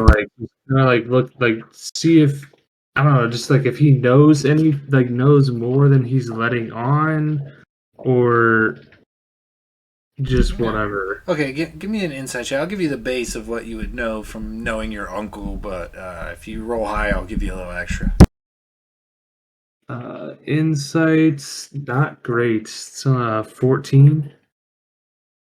That's all right. You would know that your uncle is just happens to be one of those particular sheep herder. He's kind of one of the wealthier sheep herders in the area. He's got a bigger flock than most, and he kind of holds true to the stereotype of the local brass dragons that they're not the most fondest of outsiders. Typically when they do business, when he does business, he goes to somewhere to sell goats. Like very rarely do people come to him or Hotma, and he's just naturally wary, as are most of the residents of Outsiders. And but you also know that he's a kind-hearted, good Samaritan type, and it could also be coming from a place of you're kind of a local, you know the area better. If they did go find an oasis and a way out from underground, they might be stranded in the desert, and this is unfamiliar territory to them. Whereas you have been on many goat herding treks, and you are much more familiar with the desert than any of the party currently is. I didn't catch any like ulterior motives or anything like that. Not particularly, but you do know that this well is definitely the lifeblood of your family's business. Okay. Okay. Sounds good. All right. Yeah, I'm ready to hop down in. I don't know if there's a rope already in the well or if I'm. Yeah, there's 3 or 4 ropes that are already secure. People are coming and going, and they're like it's a small town. It spreads like fire. So the rumor mill is up and about, and people are coming to see for themselves. Just kind of like they saw you in the night before, and half the town had to come see if it was true that there's travelers around. Like not a lot of interesting shit ever happens here, and this is particularly tragic for the community. Yeah. I wouldn't even like wait.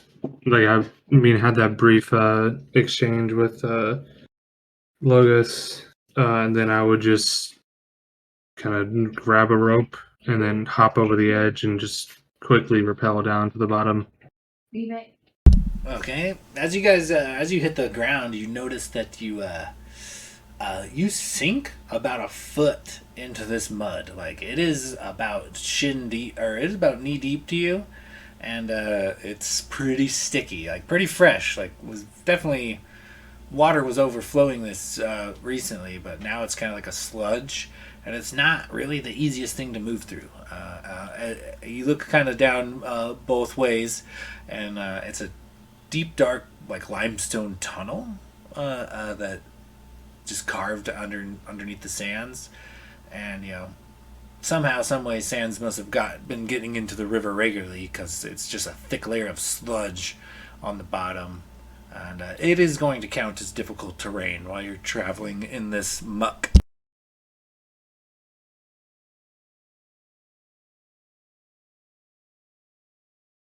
I assume you guys are to follow. Is there anything you guys need to do before you venture into this well, or? I don't think so. Renwick's just gonna basically be like, "Well, boys, no time like the present," and he'll follow and right down the well. Blade will follow as well and just kind of sarcastically say, "I hate to see this great town crumble," and then just goes down.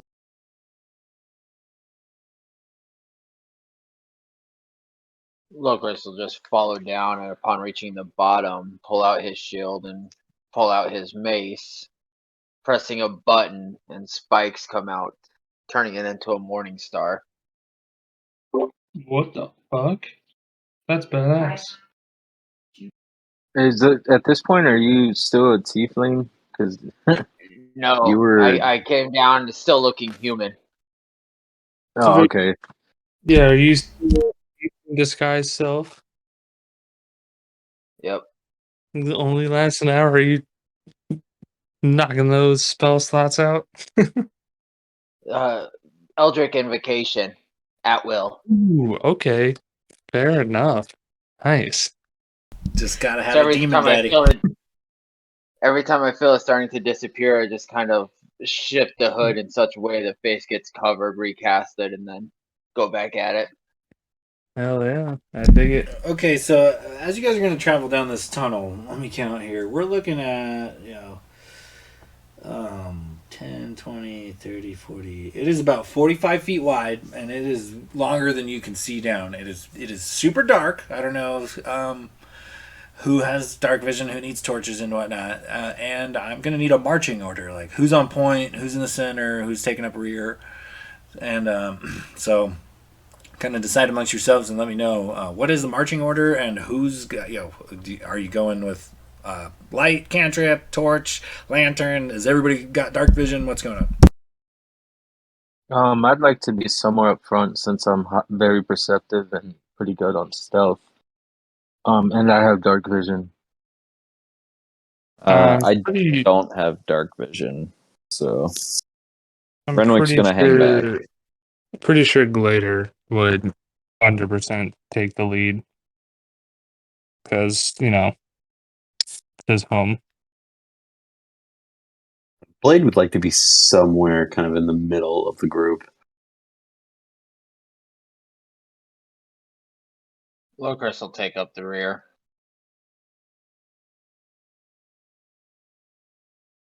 So I'd That way we imagine keep Glader and Logis are up front, walking side by side, and then everyone in the back is kind of following behind. And where does Renwick fall into this marching order? You can put me. I guess I'll hang out right in the middle with Blade.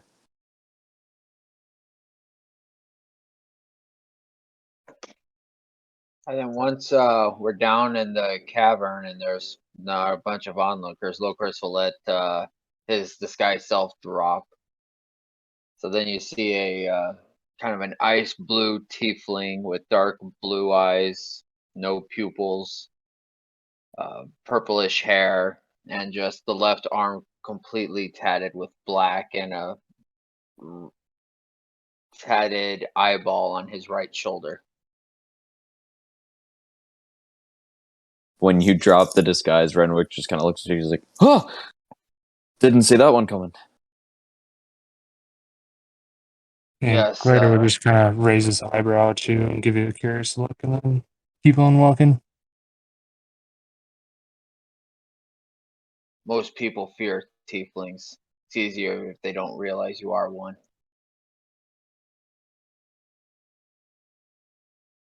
Go ahead and everybody give me perception checks as you move through this really mucky kind of tunnel. It is definitely. It's definitely a chore. I mean, it is like deep, sticky, tacky, suction cuppy mud. You have to. It is effort that you have to exert to just move.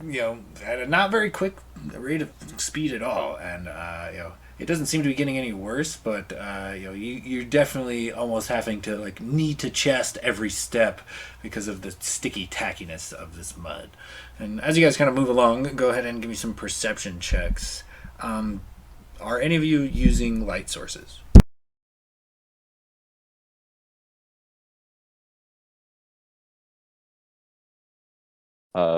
Renwick will look up at Blade and be like, "Well, I'm gonna be honest. If I hold the torch, you're not gonna see very much. But if you hold the torch, I think we'll get a lot out of it. Higher the light, more room it expands too. So, he'll like pass him a torch and strike it for him." They just kind of sighs when in agreement, raises the torch. We could say, Logis, you if you want, you could stay like just outside of the torch's light, so you could still use your dark vision. You wouldn't have disadvantage or nothing. But you will be a few feet ahead of the party, though. No, I was asking about Renwick because if he has no dark vision, it would have been at disadvantage or no. But I know he just lit a torch, so it doesn't matter now. Right. But what were your guys' perception checks? I got a 16. 11 for Blade. 14 for Renwick. I dropped it in chat for you. Natty 20 for Locris.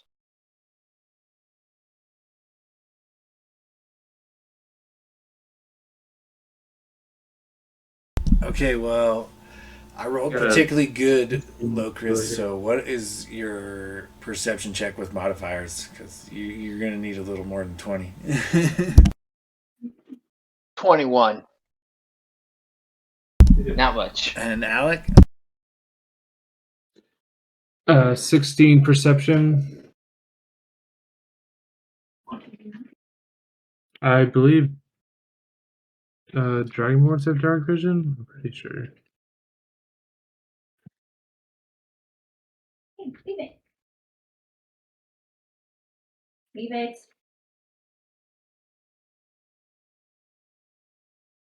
Enjoy. Enjoy. Yes, sir. Leave it.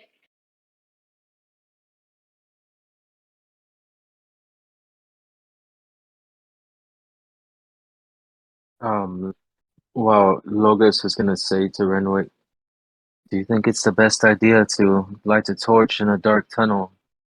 If there's something waiting for us down there, they're gonna know we're coming. Well, as of right now, we don't really expect anything to be waiting for us.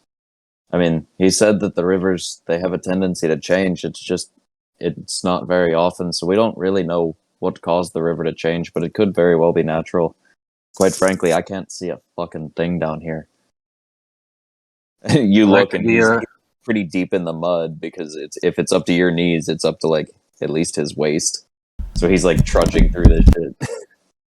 Yeah, it's definitely difficult terrain, and as you guys are kind of having this conversation about something waiting for you, you all hear coming. You've gone a few. You're far away from the village at this point. This is a few hours of travel down this muck-filled tunnel, and you guys hear coming from all sides. It starts faint at first, but then kind of increases in volume and frequency, and it starts like a ba-wap, ba-wap, ba-wap, ba-wap, ba-wap. And appearing just out of the mud, just out of reach, both in front of and behind you, some shapes begin to emerge. Everybody go ahead and roll initiative.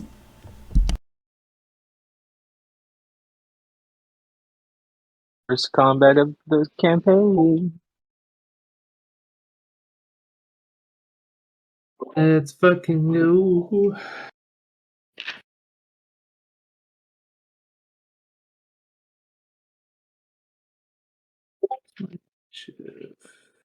Perfect. The bard starts the fight. He can set the music. 0. Motherfucker, dude. Rolling like dog shit.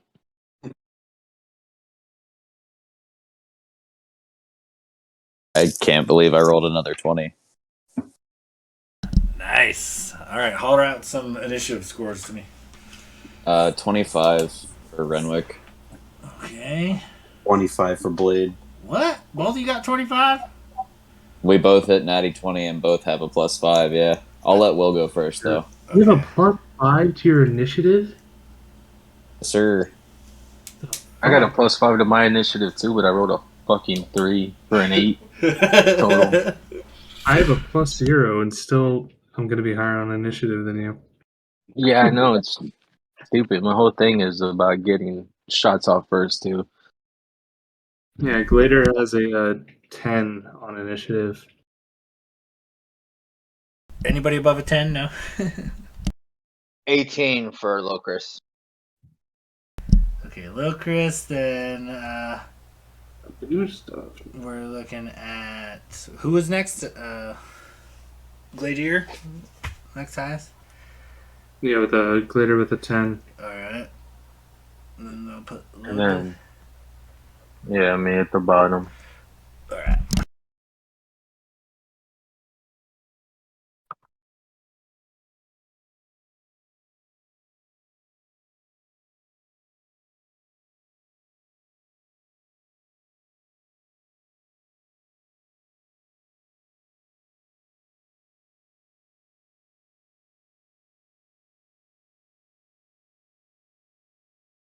Okay, yeah. You know what? You find yourself surrounded by bullywugs. These like humanoid frog creatures kind of like come out of the mud. Even with your great perception checks, they do get a thing called swamp camouflage, which is advantage on their stealth checks if they make it in a swampy terrain, which I would consider the muddy muckiness swampy terrain. So these guys didn't get enough of a drop on you to get the sneak attack round, but thanks to your 21, But they are definitely ready in initiative, and so we are going to the top of the round, which is no surprise. We're going to go Will.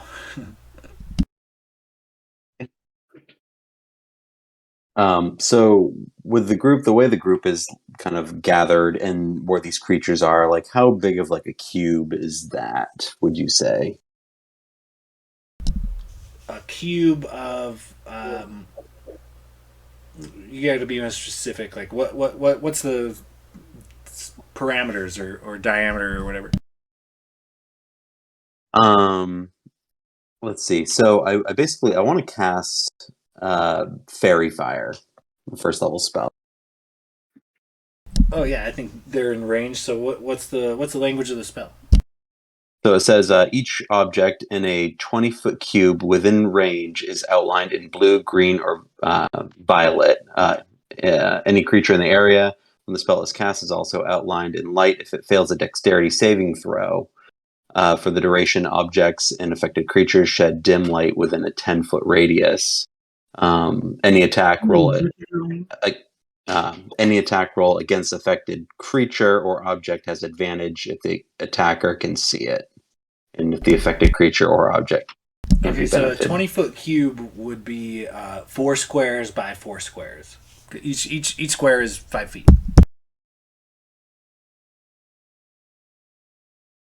Oh, shit, I didn't even see the map. Oh, that's a lot of those.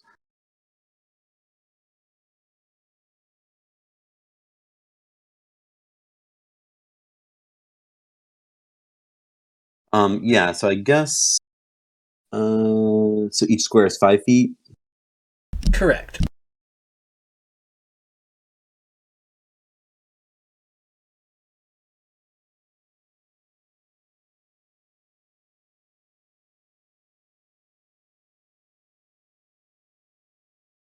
So I guess I'm gonna cast Fairy Fire, but I'm gonna do it on the group that's ahead of us. Where Logris and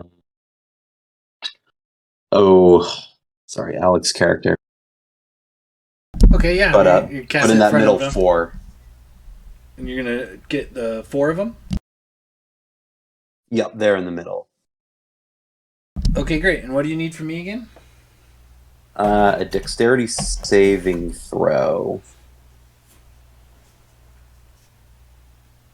Okay, they get advantage on dex checks made in swampy terrain, so they're gonna. I'll give it. Oh shit. It's only a +1, but they do get advantage. So we'll do the first one. That's gonna be 14, or a 4. So the 14. Does that pass?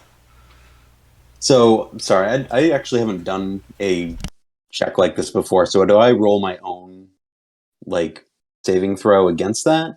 No, you should have like a set like spell save DC based on your ability scores. Oh, Your gotcha. spell So save is probably the 15. yeah, you Yeah, got it. when you 15. click on spells, it's at the top on your character sheet. It should say spell save DC, and that's for all your spells. Gotcha. Okay, yep, 15. Okay, so we got 1 fail so far. That will be an 8, but he's going with advantage. Got worse, so that's 2 fails. 9 total. Got worse, so 3 fails. That is a 19, becomes a dirty 20. So 1 of the 4 succeeded. 3 of them did not. Okay, so that means any attack roll against, let's see. For the duration, objects and affected creatures shed dim light in a 10-foot radius. And any attack roll against affected creature or object has advantage if it can see it. Okay, great. Was it a standard action? So you still got a bonus and maybe some movement. You are in difficult terrain, so your movement is halved. And I think as a bonus action, I'm going to use Bardic Inspiration to inspire Renwick. Okay. And how does this transpire? You do like a strum of your lute or a quick poem.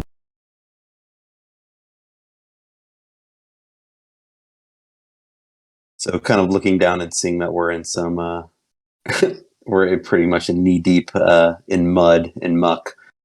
He just kind of looks at Renwick and just says, "My friend, we are in a sticky situation. I depend on you for to have this to end." That was really bad, but yeah. Perfect. His chest swells with pride. And how about any movement? Are you good where you're at? You want to move anywhere?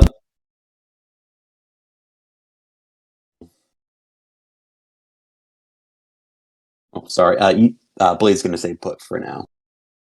Okay, Renwick, that is now you.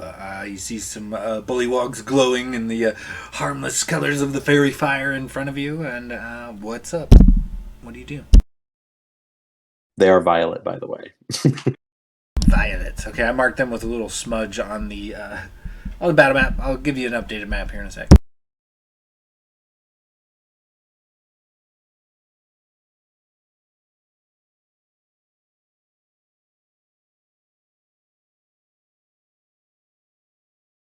Renwick, you are up. Yeah, he's gonna pull out his crossbow and basically yell out to the group and just be like, "I hope you boys are feeling froggy." And he's gonna take a shot at the I guess it would be the far northwest frog person. Okay, yeah. Go ahead and give me an attack roll.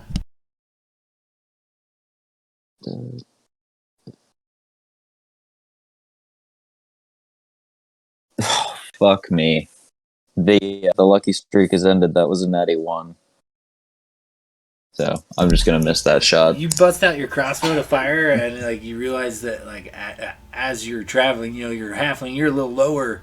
You know, it's like waist high, and maybe your strings got mucked up. You got to clean them off to get a clear shot. And he will.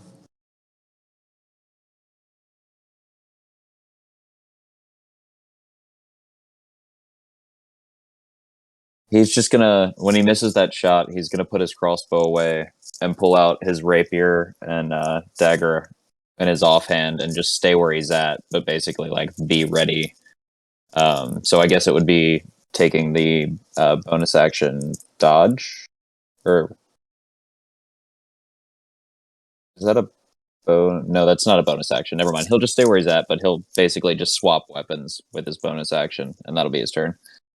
Okay. I rolled initiative for the two separate groups separately rather than each individual guy. So the northern group, the one affected by fairy fire, they are going to lay some attacks down, and it looks like Logus and Gladier are up front. So these little bullywogs launch a volley of spears. You got 3 spears thrown at each of you. So let me make a few attack rolls real quick. We'll start with Gladier. I'm just gonna roll. I'm gonna roll 3 20-sided dice, so I don't have to do this every time. Okay. All right, so I got a raw 15, a raw 16, and a raw 5. Let me double check here. So I got an 18 and a 19 to hit. I assume an 8 misses. So Yeah, 18, 19 hit. all right. So we'll do a couple here. Oh, you lucky dog. 1's a 1. Comes out to 7 piercing damage to you, Gladier. Let's see. And then 3 come at the direction of Logos. Oh my goodness, I rolled garbage. Looking at a 9, 10, and 11. I don't imagine that hits you, Logos. So a volley of spears lands near you in the mud. Thank God! Like, As these guys are kind of bawopping at you. Bawop, bawop, bawop, bawop. How much was the total damage to Gladiator? 7. 7 total to Gladiator. And then we're going to move down. Next is Locris. You're up. Alright, and the ones closest to me do not have the fairy fire, correct? Correct. You're bringing up the rear. You are facing down 6 coming from the south. Alright, then he's just going to, you see as the tattoos on his left arm start to kind of smoke out, and they'll travel down his arm. He's going to hold out his shield arm, and from his palm, he's going to shoot an Eldritch Blast at the one directly in front of him. Okay, great. Go ahead and give me an attack roll. That is a 17. That hits. Go ahead and roll damage.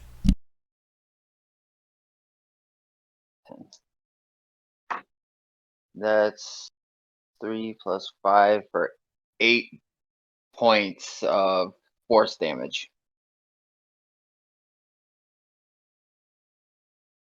You hit him with enough force of that Eldritch Blast that he is full on like taking a knee. He's gasping for breath.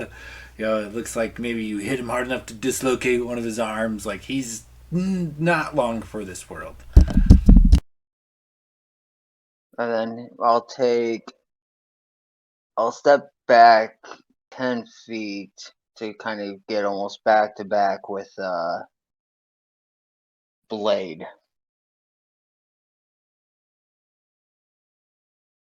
And that will end my turn. Okay, rolling down initiative. That is Gladier. You're up.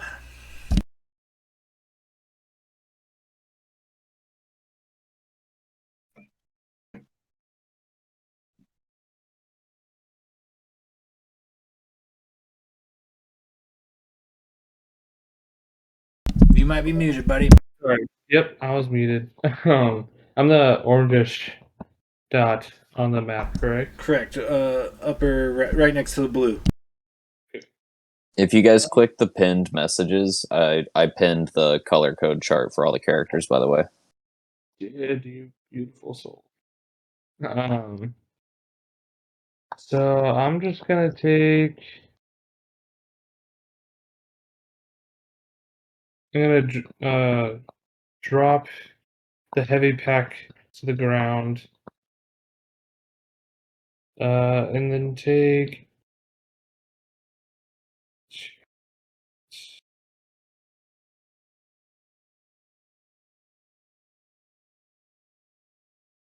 If I were to pull something out of said pack, would that count as an action or like a bonus action? I'll give you a free item interaction. Okay. All right. So yeah, he would drop the pack to the ground, reach down into the pack, and pull out a long golden colored khopesh with a redwood hilt, and then he would charge forward, just straight forward and like towards the group of these weird frog people. And then I'm gonna use my breath weapon to get as many of these guys in a 15-foot cone as I can. Okay, so you're traveling through difficult terrain through this muck that so you'll only be able to move with 30 feet of movement. You'd only get 3 squares. So you could move up 3 squares ish. And what's the range on your breath weapon? It's a 15-foot cone. So I should be able to get like at least 3 of them if I move up my max movement into the breath weapon. Okay, yeah. What do you need from me? Some deck saves or something? Your breath weapon's fire, correct? Yeah, it's a dex saving throw. You have to beat a 12. Not super high. I'm looking at 2 4s and a 9. But this is the originals, so let's see. It comes out just misses. No, a +3. So okay, one of them would pass without needing advantage. One fails for sure. The other one passes. There's Swamp Thing on dexterity checks or dexterity saving throws. Let's double check here. Dexterity checks. So yeah, you might have loopholed it there. Let me double check. Standing. Yeah. It's only dexterity checks while in swampy terrain. So yeah. Well, in that case, they would have all failed because the OG rolls were 9, 4, and 4. Well, no, because the 9 would come out to 12. So is that one passes and 2 fail, right? Yeah, so 2 take 11 damage, 11 fire damage, and 1 takes 5 fire damage. So on a success, they take half damage. You unleash your breath weapon upon this crowd of frogs, and once it's all said and done, one of the 3 is a little barbecued, but the others are completely incinerated. They are nothing but ash. He just kind of look back at the group and give a toothy grin. Hey, next time perhaps you shouldn't burn them to an ash. Back in my homeland, roasted frog was quite delicious. I've always been partial to frog legs.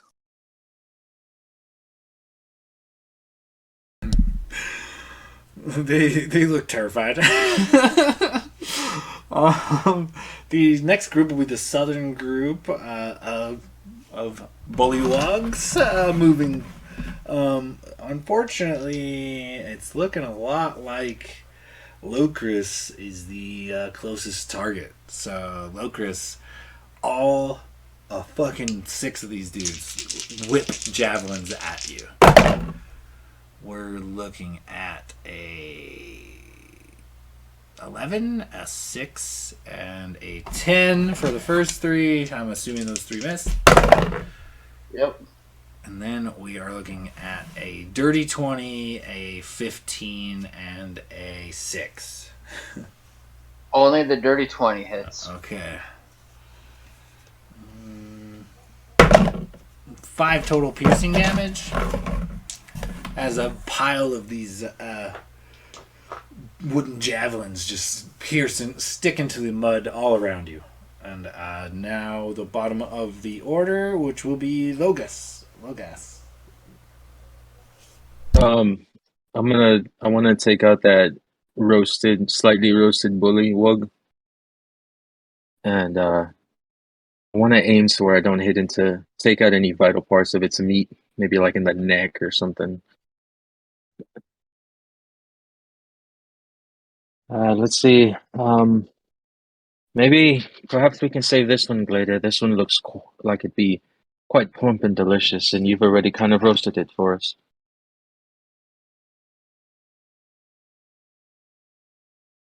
That is a I rolled a 6, but I got a plus 10, so 16. A plus 10 to hit? Yeah, that's what it says. I don't know if that's calculated right. You shouldn't have a plus 10 at level 2, regardless of your ability scores. Shot. For what weapon? I have a +1 longbow.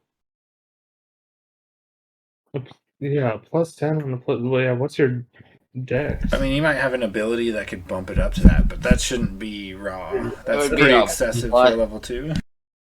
That's plus insane. 8, I think it's the max. Plus 5 for your Why thing. Plus the 2 proficiency and a plus 1 to attack. Check. No, that Bugbear Ranger I just played had a +8 with a longbow, and he was built for longbows, and that was at level 5, so that does sound pretty high. I have an 18 dexterity +2 for a total, because I'm a wood elf, for a total of 20. Hmm? So that's your plus 5. I'm proficient in longbows. Plus 2. And then plus 1 because it's a plus 1 weapon. So you should be the Here on D&D Beyond, it says +10, and I can't figure out why. You'd have to have, I think, an expertise, but at level 2, I don't think you have an expertise in anything. Let me check. Well, I mean, if it's a legit a 10, Oh, then you would hit, because but that it's got to be a 10 to hit, really, because you're just shy of the armor class if you're less than 10. it's because I took the fighting style archery, so I get a +2 to attack rolls. So you got your okay, that makes sense. You got your dex proficiency bonus +1, +2. Your Yeah, that's where I got it from. So I took archery as my fighting style, so I get a +2. you're gonna hit pretty much everyone I know. with your longbow. I'll eyeball it later, but for sure you hit him right now. You go ahead and roll some damage, man. It's insane. Yeah, you got me. Hold on, let me make sure before we go through, because all right, so I got +5 on dex, +2 for proficiency, +1 on the longbow, and then archery would be the +2 for a total of 10. Right? That sound right? It adds up. All right, I won't be cheating, man. Let me know if it's too much. No, or you're good. We might retcon that in the future because a plus 10 to hit for a level 2 is a lot. But if you're just a good ranged character, you're just a good ranged character. But I'll be keeping track of how many arrows you got. You better know that. That's why I built this character to be a long, like an archer class type. Freaking Robin Hood over here. I know, right? Anyway, yeah, you definitely hit him. Go ahead and roll some damage. I rolled a 6 on the die, +6, so 12. You definitely it hits him so solid that like his little kind of a squishy frog body doesn't even stop the arrow. Like the arrow just blasts right through him, and he just like looks down to the hole, looks back to you, and just like I have a family, and then he dies. Well, now you're gonna feed someone else's family, and it's gonna be quite delicious. All right, with that, I'll give you another a quick updated battle map pick, and then we'll be at the top of the round, which is Will.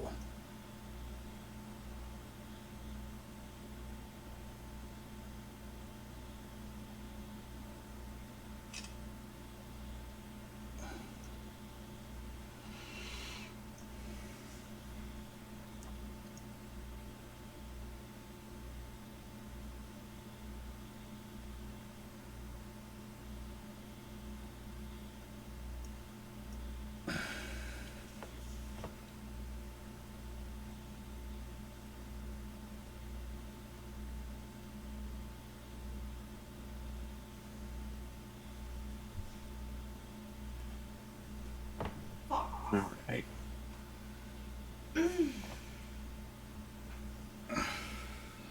Okay, so Will, you're up. Okay. The green little skadoosh over the bullywog is the one remaining covered in fairy fire. And yeah, you're up. What do you do? So the one that's kind of next to, I guess, is there any that are left over that Gladiator had hit that hadn't died yet from his breath? No, Logus just totally sniped the one that got injured and survived the turning to ash. Okay, gotcha. I guess I'm gonna maybe focus to the south group here now. For now, so I think I'm going to hit or cast Vicious Mockery on the one on the south. Oh my gosh, the which one? You'd be the second in from the right in the first row. Okay, yeah. What do you need from me? So I'm just going to do Vicious Mockery. So I'm going to insult this guy. So I need a. It must succeed on a Wisdom saving throw or take 1d4 psychic damage, and it'll have disadvantage on the next attack.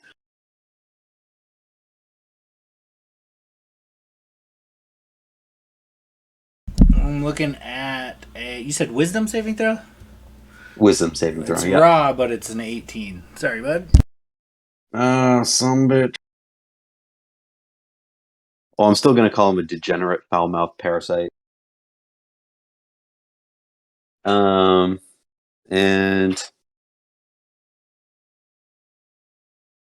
I think once again I am going to, for my bonus action, cast Bardic Inspiration on Locris.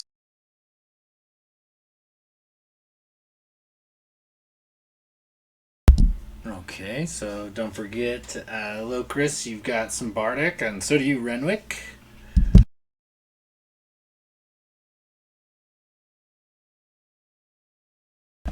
And That's a D6 at level 2, correct? I think so. You'd have to ask Will. Oh, sorry, what was that? It's a D6 at level 2. Yeah, that's correct. All right, thank you.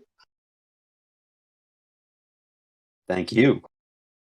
And that'll, again, I'm going to just stay put for now. Actually, you know what? I'm sorry. I'm going to move maybe 10 feet north. 5 feet. Disregard.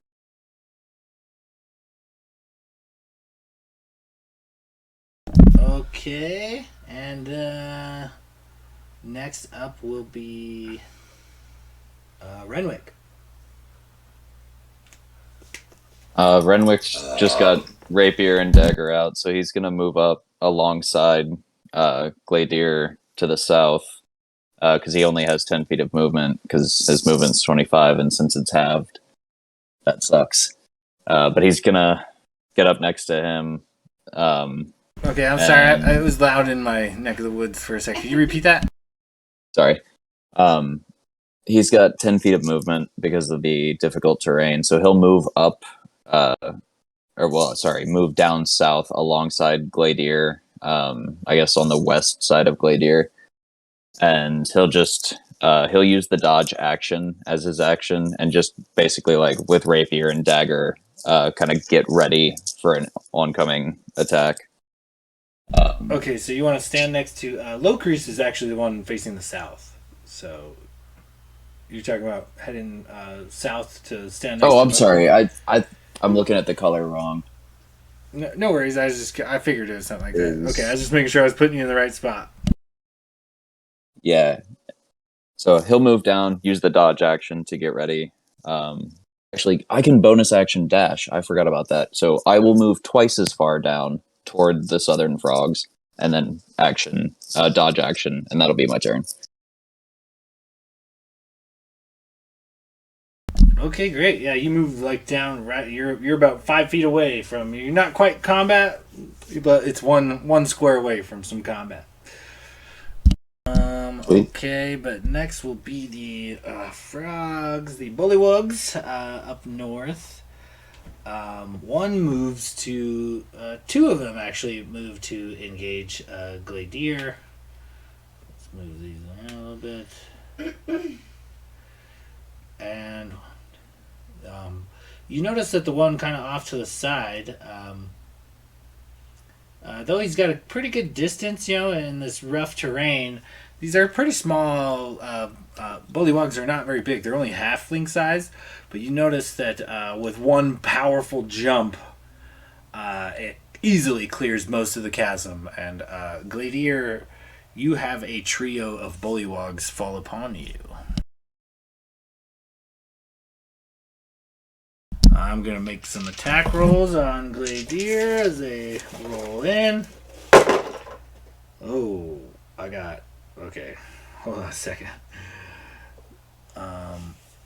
So as they attack, they all go for a bite. They all move in and come for a chomp before they go for a spear attack. What is your AC, Gladier? I'm looking at I rolled 3 and my low is 13. I got a 13, a dirty 20, and a nat 20. Well, 2 hit. I got an AC 17. Alright, and that is let me do the damage for that because that's a bite. So 2 of them bite at you. The regular one comes out to an even 4 bludgeoning damage. And then the crit comes out to 7 bludgeoning damage. So 11 damage total. And then they each take a spear attack on you as well. Oh my fucking god, bro. So I got a 10, a 13, and another nat 20. So I'm going to assume the 13 doesn't hit.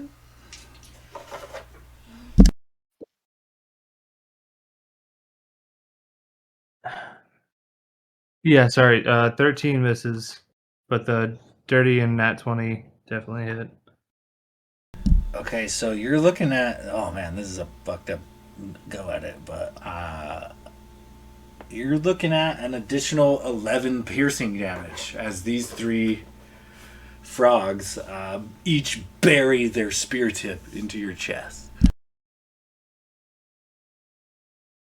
11 on top of the already 11? Correct. Yeah, I'm down.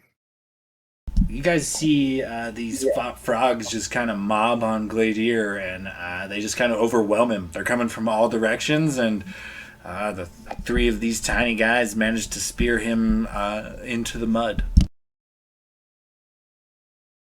Next up is Locris. All right.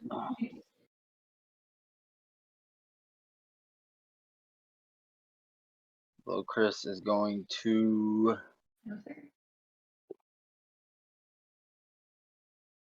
Let's see. Good boy. So I got the one in front of me is almost dead, correct? Like down to a knee. Yeah, yeah, he's barely hanging on. He's on death's door. All right. So I will hex the one to stage right of him. Okay, what do you need from me? Nothing from you, because it just takes effect. And he will have disadvantage on dexterity checks. So that'll negate his swamp. So anything that's a dexterity check will be a straight roll for him. Okay, and this is just a in range or bonus a range action. spell attack or something? No, it's just a bonus action, 90 feet. Concentration up to 1 hour. I basically just cursed him. If I hit him, I deal an extra d6 of necrotic damage. Okay.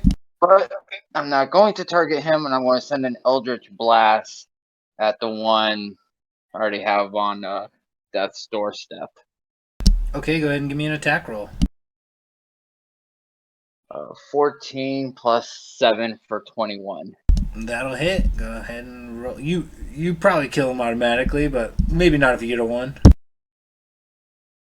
Well, I also have the agonizing, so it's always plus 5 to it. So Oh, yeah. I can't roll. I can't do anything less than 6. You definitely vaporize this little frog fucker. And then I'll just yell out, anybody have a healing potion for Glader?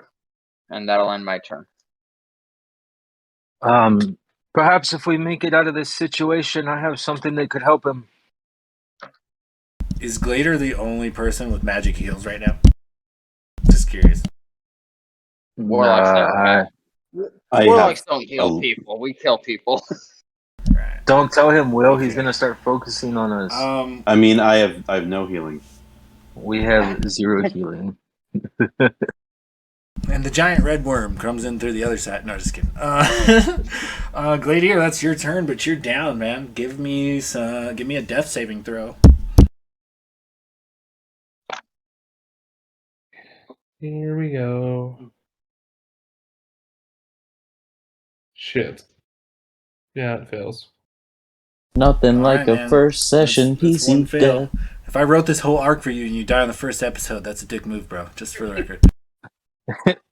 Not as much of a dick move as double critting our tank, man. That was not my fault. That said. That will be the southern batch of frogs coming up. And let's see here. They are going to kind of split their tactics a little bit, but not too much. It looks like Renwick, you're going to get the opportunity you wanted as 3 of them descend upon you. I believe that is with disadvantage because I took the dodge action. Okay. And the other 2 managed to find themselves with their leaping legs. They're flop right around the 2 of you, Renwick and Locris. You seem to have attracted their attention. So I'm going to do Locris or Renwick first. You say that's with disadvantage due to the dodge action? All attacks made against me are with disadvantage for this turn.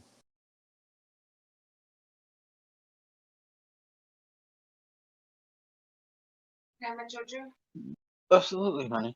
Oh.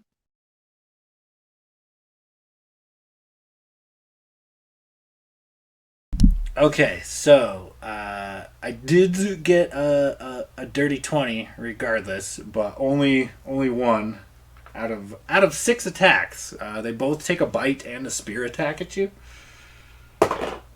You take 4 piercing damage.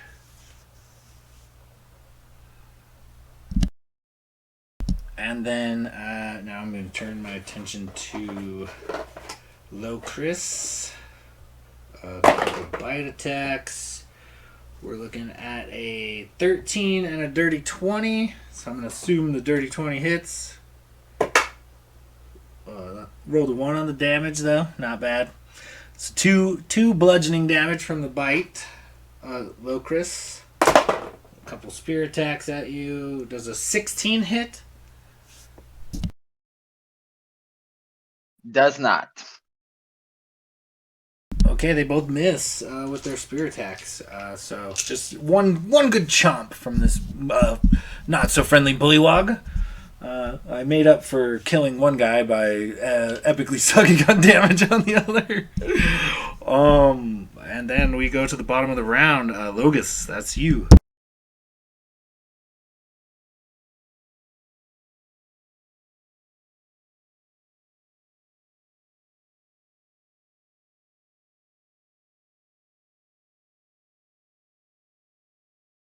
Sorry, Logos. How do you say your name? Sorry, people with different accents say it differently. I pronounce it Logas. Okay, so I just saw Glader go down. How many people are around him? How many of these things? I just sent an updated battle map because there was a lot of movement going on, but there are 3 bullywugs currently standing over Gladier's prone body.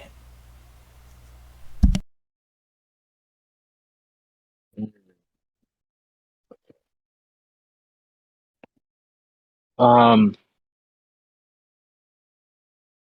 so let me see. Let me double check. So we still got a total of 8 still out here. God damn. All right. So I want to cast Hunter's Mark on just the one that's to the left of Glader. Okay.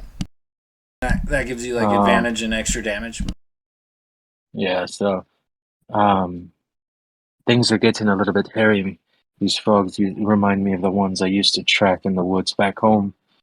And are these the ones that still have fairy fire? So do I still have advantage against some of these?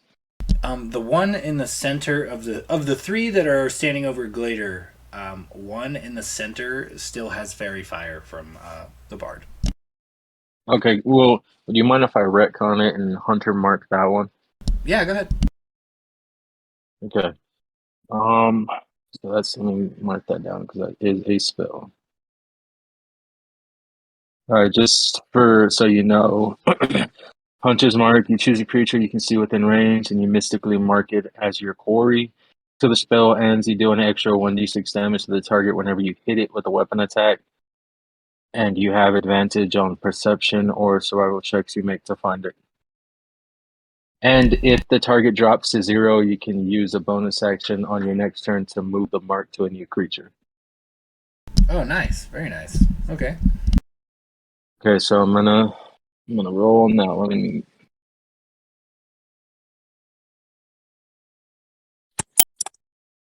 I'd say 22 to hit. That'll hit. Okay, let me roll my. I dropped it. I'd say 7 plus 6 for 13, plus the Hunter's Mark.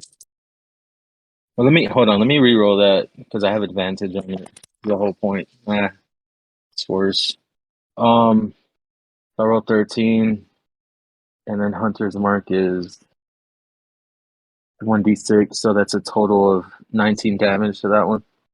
Similar to how you just like you fire this arrow and they're more cartilage and flexible bone than like the standard humanoid, and your arrow just doesn't stop. It streaks right through this critter's body, and it's essentially dead on its feet. It blinks a couple times and stares at you as it tries to focus as it collapses to the ground. That was a bonus action, and just I used to hunt things like you back in my homeland. I can tell you, this isn't going to end well if you don't get away from my friend. And that'll be my turn. Okay, we're gonna run back to the top of the order, and that is Will. You are up. Blade, or rather, what do you do? Hmm.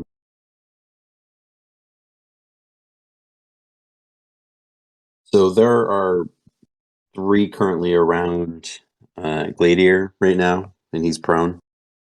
He's prone, but the last remaining bullywog that had your fairy fire just got slain by an arrow. So there's 2 standing over prone Gladiator. Then there's 2 currently engaging Locris, and 3 currently engaging Renwick. Hmm.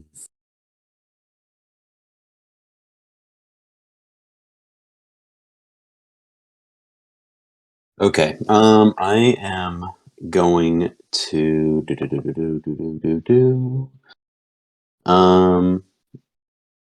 Oh shoot. So he is. I guess can I? That's risky.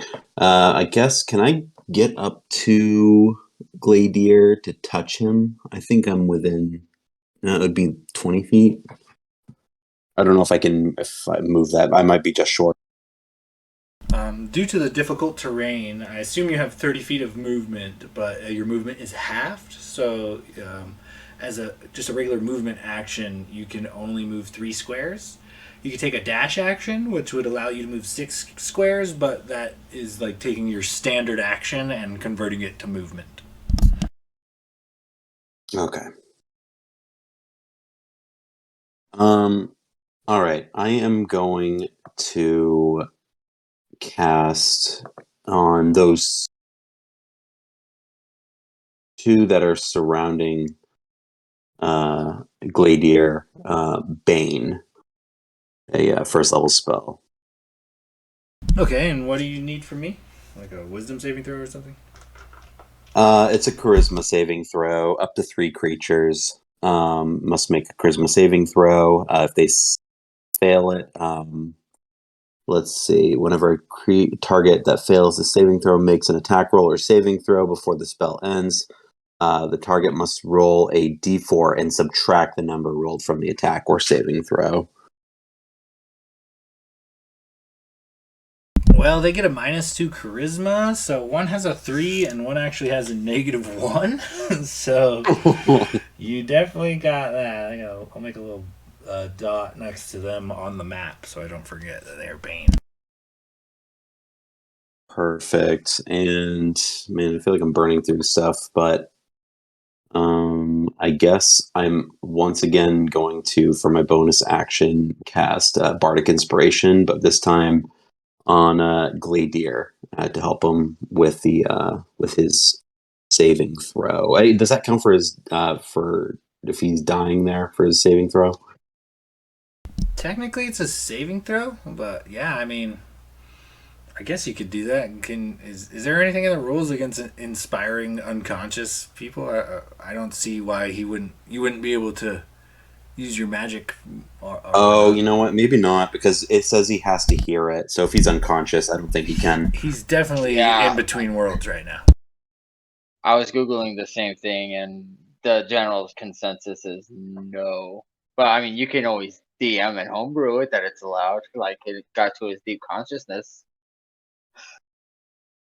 Maybe roll a But just because d20. you're on, I would say just 'cause you're that unconscious. part of bardic magic would be like you can use music in a way that becomes magic. So I'm gonna leave it up to a luck check. We'll say give me a raw d20 roll, Will. 11 through 20, and you can apply your bardic to Gladier even though he's unconscious. Well, 1 through 10, you burn the ability anyways, and he gets no benefit. 11. Nice. Yeah, he can add the bardic to his next saving throw. Perfect. And I think once again, I'm not going to move anywhere. I think I'm just going to stay put. Okay, so now that'll be Renwick. You are up. Oh boy. Well, there's 3 there, so he's gonna take a swing with his rapier at the one that finally broke through when he guarded all those other attacks. Okay.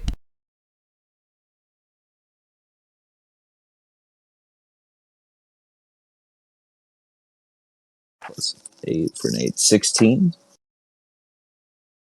16 hits. Go ahead and roll some damage. Hell yeah.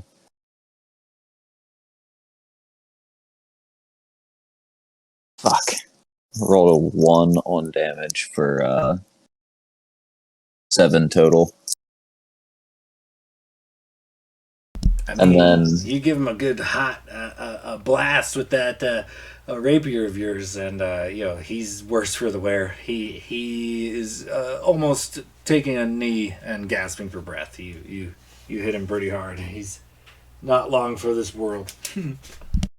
And then I will. You know what? Fuck it. Why not? He's gonna take a stab with his dagger as his bonus action Okay, give me an in attack. his offhand. Plus 7, 14. 14 misses. Damn. Yeah, he took a swing. All right. Well, Dink off of his little, maybe he parries with the shield or the spear rather quickly. More quickly than you gave him credit for. oh wait, shit. I have to say inspiration before. Yeah, I'm too late. God damn it. I wish I would have remembered that. I probably would have made it. Yeah, that'll be his turn. He's not going to move because he'll provoke. Okay, and then we go to the northern squad of goblins of bullywugs who are baned, currently standing over Gladier's prone body.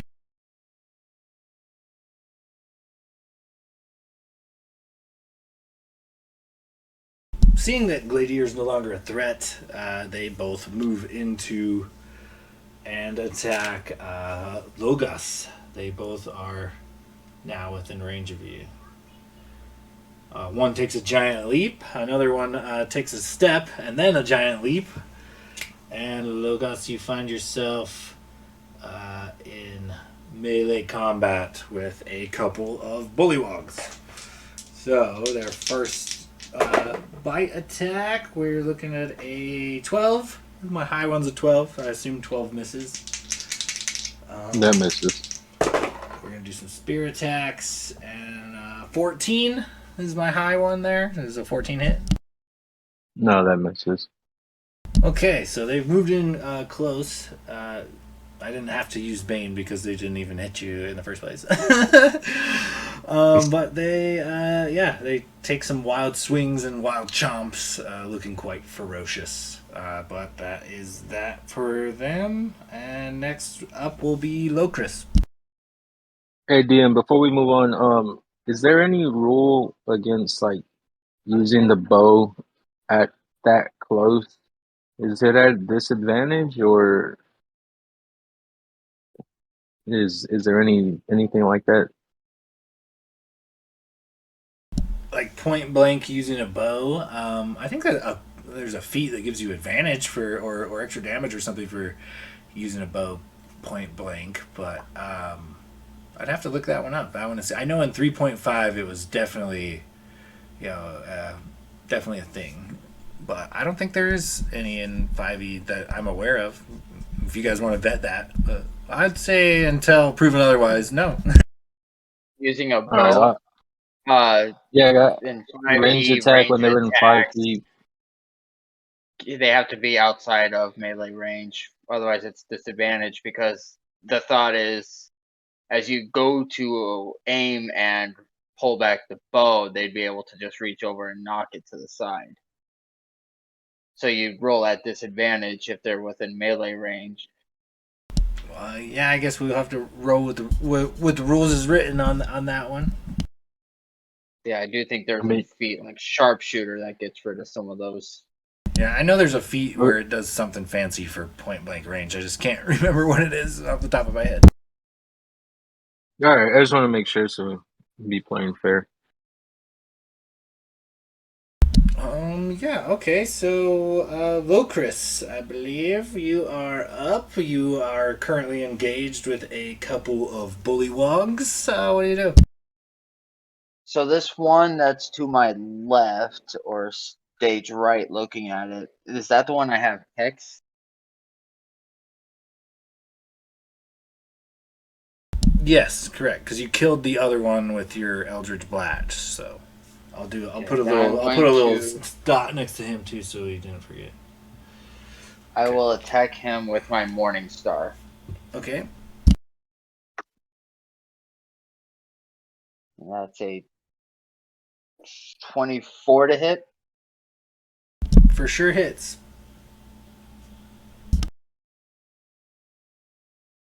Okay, that's 1d8. So 6 plus 5 for 11. That And- is the magic number. You did you go piercing or did you go bludgeoning when you crushed the life out of this small frog person? Morning Star, I believe, is piercing.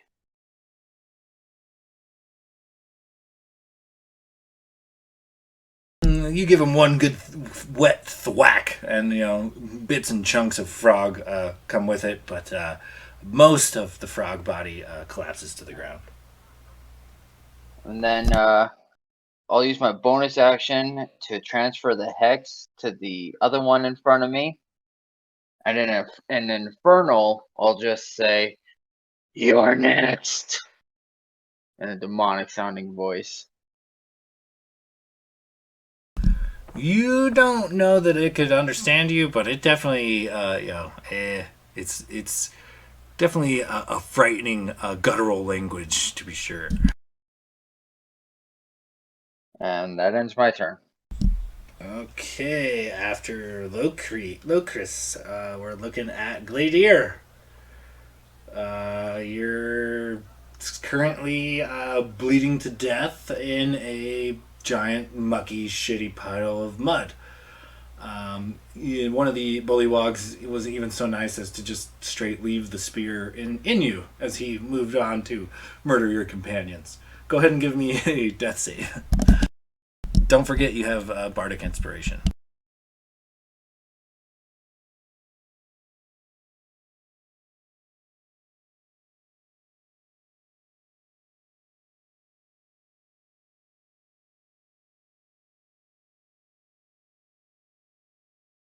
Hello. Inspiration is a D6, right? Yeah.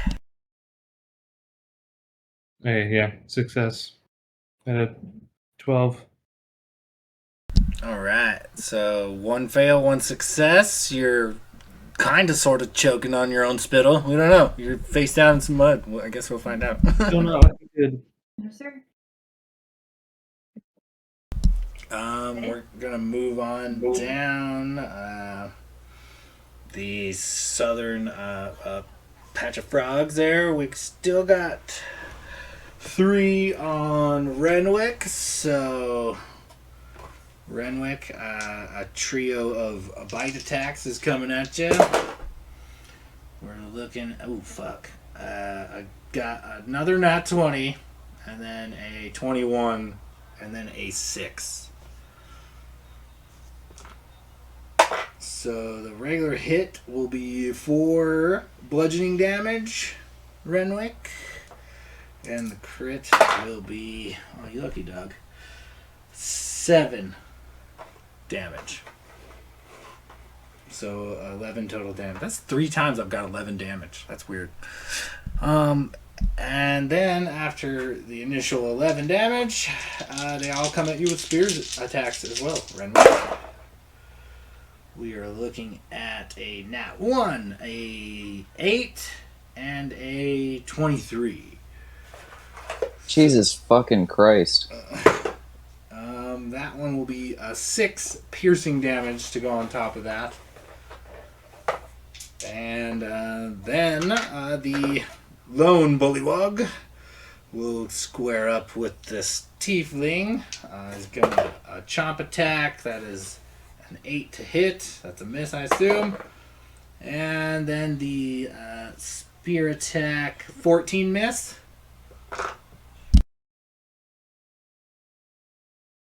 14 miss you, Locris. Yes, it does. My AC is 18 with a shield. Okay, then that is it for the bullywugs in the southern group. Logus, bottom of the round, you're up.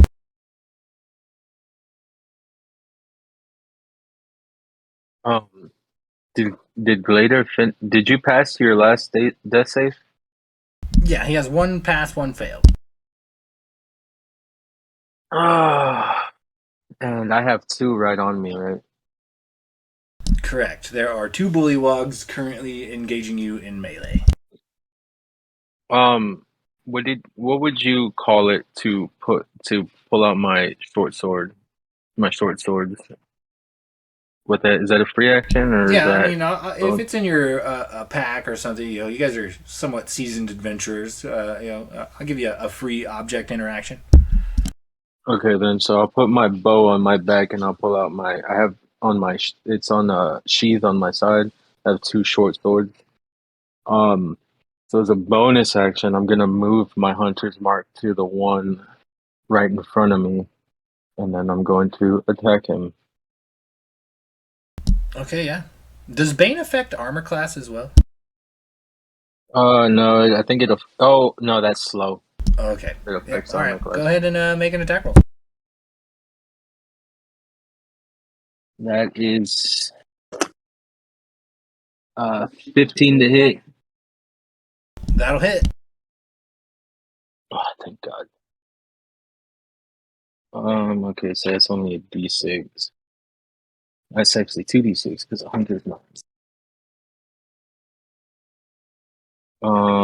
So that's gonna be 9 plus 3, 12 damage to the first one.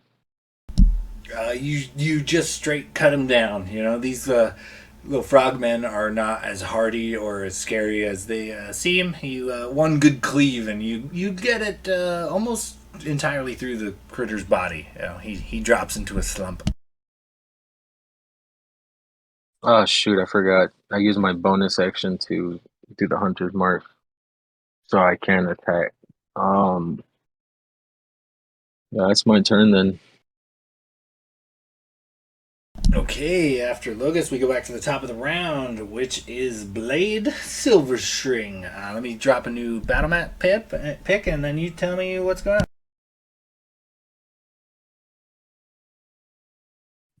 I don't know about y'all, but after this battle, we're just gonna climb the hell out of this damn well. Oh, for sure.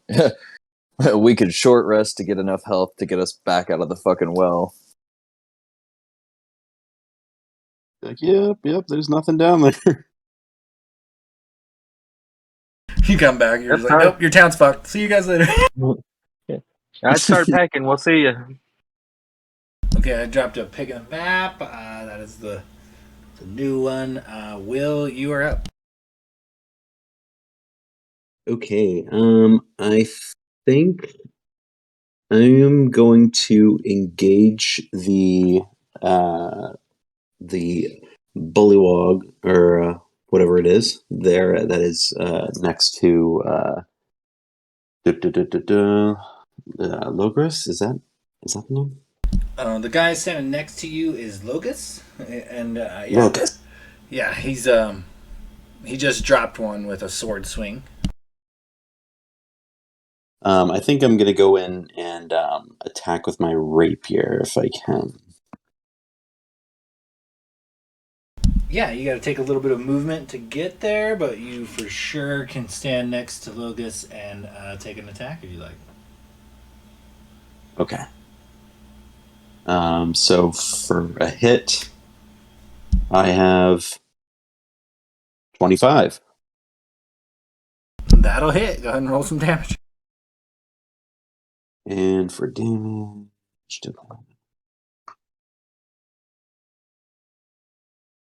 6 piercing damage.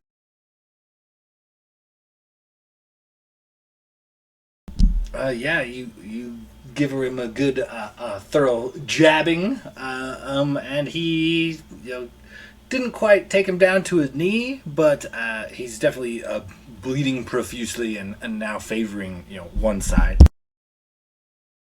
Okay. And if I had any movement speed left, which I doubt I have much, but would that invoke attack of opportunity if I moved away? I'd say yeah, he's got a reaction left. So if you were to enter and then exit melee, he would without disengaging, he would get an attack of opportunity. Okay. So I guess I will, for now, stay put. Okay, and after that, Renwick, you're up.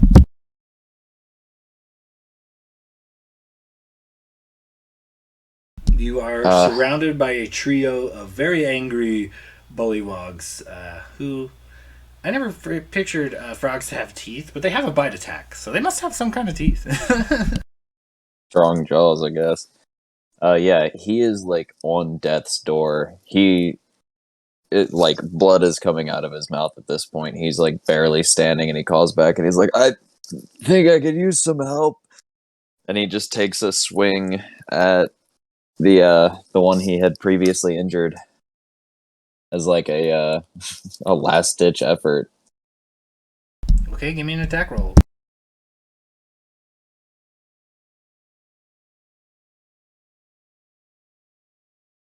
Fucking natural 20. Holy shit. I should have attacked a different one. Nice. God damn it. I think it's impossible, so you tell me how you cut down this bullywog. He's only got 3 hit points left. He's pretty classically trained with that rapier, so I imagine like even on death's door he's kind of like swaying a little bit, but you see he kind of like flourishes it a little bit and just lunges forward and sticks the thing right in the throat and just drops it, and then he'll bonus action this oh fuck. Yeah, he's gonna bonus action disengage. Oh wait, no. Because I only have 10 feet of movement. Fuck. No, he'll bonus action attack with a dagger. And he'll take a swipe at the one furthest south. Okay, go ahead and give me an attack roll. And that's a 19. That'll hit. Give me some damage. Sweet. It just doesn't get the bonus when it's a bonus action attack, right? It just gets the flat 1d4. Yeah, you don't get to add your modifiers to the offhand attack. Okay. 2. Alright, you give him a good slashing, kind of keep him at bay, you know?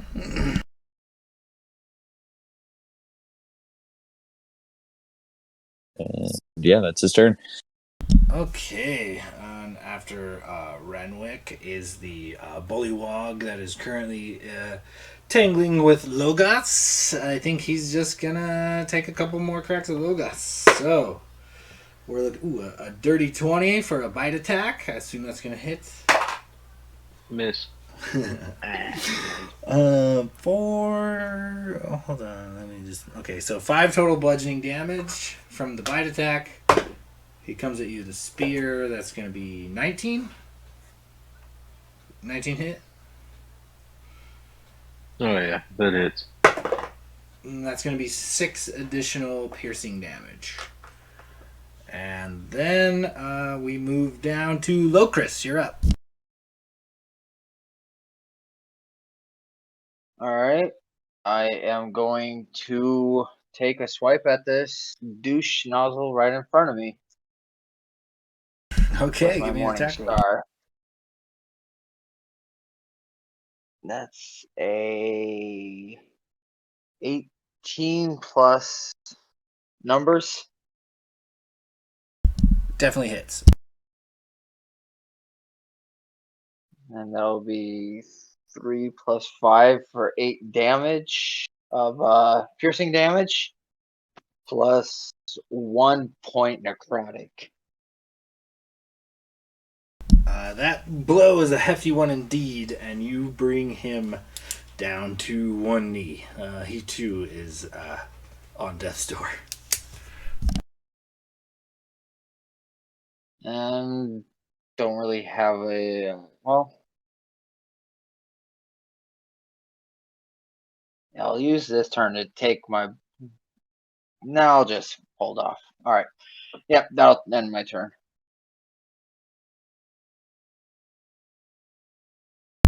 Gladier, go ahead and still kind of choking on your own spittle and laying in now a pool of your own blood within a pool of muddy muck. So it's super fun to be you right now. Go ahead and give me another death save.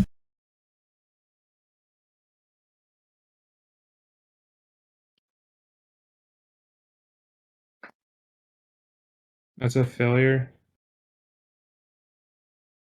All right, so you're getting closer and closer to the edge, and you smell something odd in the middle of nowhere in all this blackness, and it feels foreign yet familiar, and for some reason, quotes from a whore continue to barrage your inner psyche as you get very close to death.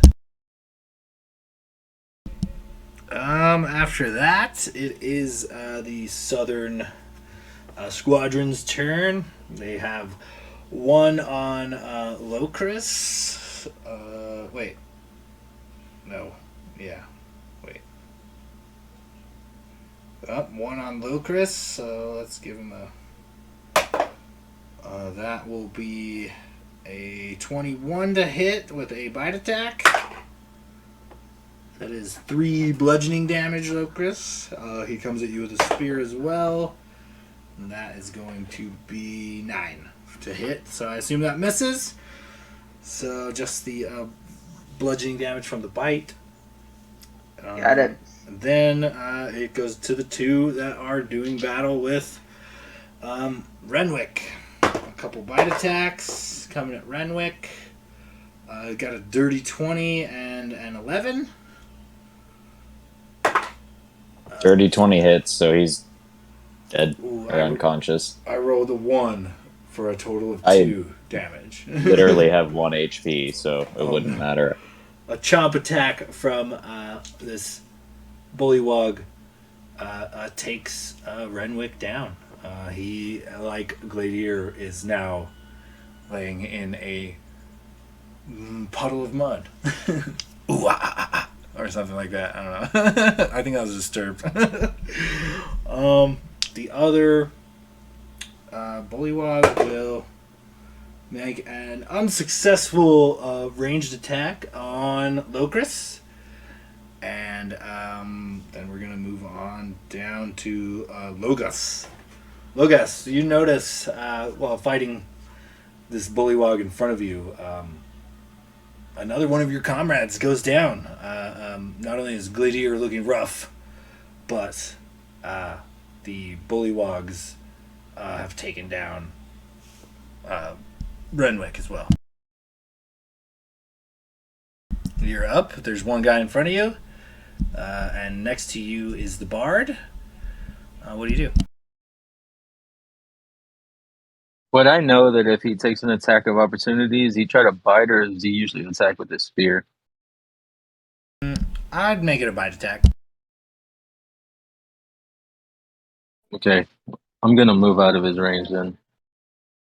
Wait. Wait. Let me see the map. Is he 3 squares away from me? Because I have 35 feet of movement. I know it's difficult terrain. No. Who are you looking for? I mean, the bullywug is right next to you. So. No, Gladier. Gladier is you with 15 feet of movement, you could definitely get next to Gladier. Okay, I'm not gonna fucking risk losing him in the first session, so I'm gonna move out, take the opportunity attack. That's gonna be 17 to hit. Does that hit? Yeah, that is. You take five bludgeoning damage. Well, never mind, I'm down. No, I'm just kidding. That would suck, dude. It's like, what the fuck? I'm gonna go up to Gladier and let me use my last spell. I'm gonna cure wounds him. Okay, roll out that health. So you get, oh my gosh, thank God, I rolled max. I rolled a 1d8, plus 4, so 12 HP back to Gladier. Hell yes. Thank God. Yeah, bringing Gladier back. What does your healing magic look like when you run over and come to Gladier's aid? So I'm gonna run up to him and he's on the floor and I'll be like, Renwick's down, things aren't looking good. we need you, big guy. And I'm gonna touch him, and he's just gonna see like green, like aura from my hand, just kind of embody him and feel him, and you'll see like maybe like the twigs and the mud and stuff kind of wrap around him and start healing his wounds. And we need you, big guy. Things aren't looking good. Yeah, Gladiator, you awake with a start, as if somebody hit you with a one of those electric paddles at the hospital. You just kind of gasp yourself back into existence, thoroughly bloody and covered in mud. Also prone, but alive. And just before my turn ends, I'm gonna use that bonus action to move my hunter's mark to one of the ones standing over Renwick. Okay, and I think that is back to the top of the round. What are you doing here, Blade? I'll drop a new pick in the map or the battle map. So I'm still standing next to this bullywog in my.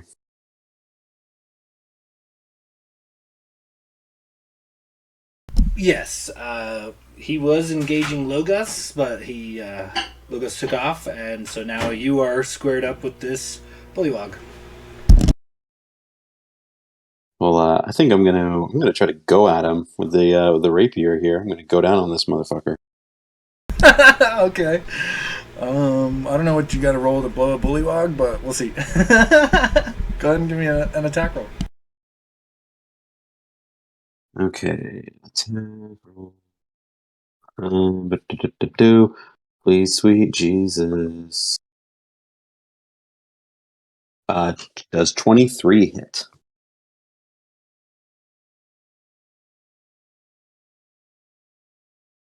Say that again? Does 23 hit? Yeah, it for sure does. Go ahead and give me some damage roll.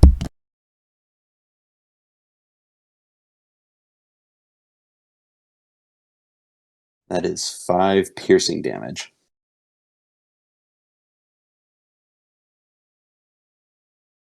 All right, yeah, you give him a good gash with your weapon, and you notice that he's looking even worse for the wear. You've got him down to a gasping breath. He looks pretty close to death's door.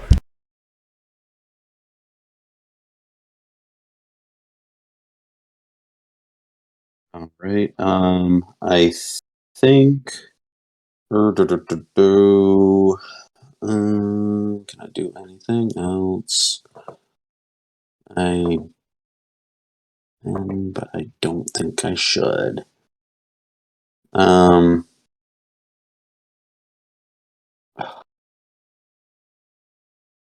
think I am going to. You know what? Fuck it. Let's make it interesting. I think I'm going to try to back away from him or get out of his range. Okay, he already used his reaction on Logos, so he doesn't get more than one on this turn, so you don't get an attack of opportunity. You can move up to 3 squares away from him. Okay, perfect. I guess I'm going to make my way towards Renwick.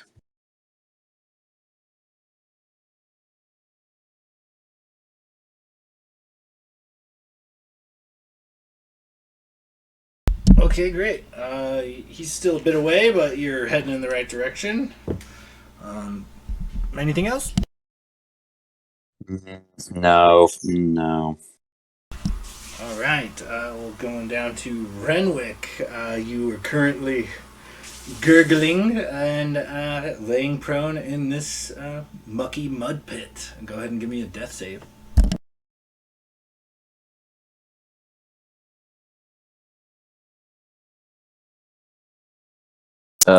That is. Oh, sorry, cocked eye. I was like, how the fuck is that on its side? 17. That's a pass. You're still clinging to life. You just see an air bubble come up from the the mud by the side of his face. So the lone remaining bullywug uses his powerful jumping ability to get back within range of Blade, and he sends a bite and spear attack your way, Blade. Oh, bitch.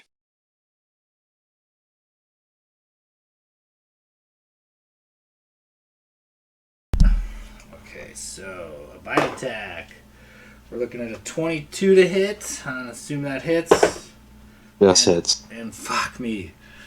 I rolled another nat 20. These fucking metal dice are 20 and up today, boys. So, regular bludgeoning damage from the bite. You're looking at 3 bludgeoning damage. However, he gets you real good with that spear as he's coming in. And damn, you're looking at an even 11. That's the fourth time I've rolled 11 damage on an attack from one of these bullywugs. And that's like the third or fourth crit, too. You take 11 piercing damage on top of that. Are you cheating, babe? So 14 total. Yeah. Yeah, that tickled. Yeah, I'm just fucking on fire with the crits today. Aside from that, we're going to move on down to Locris. You're up. Alright, I'm gonna put an end to the fool in front of me.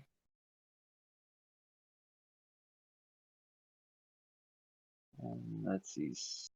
6 plus 7 for a 13 to hit.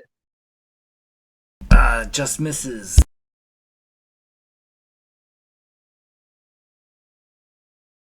Damn. He parries you with his shield. Surprisingly strong and agile for a little frogman.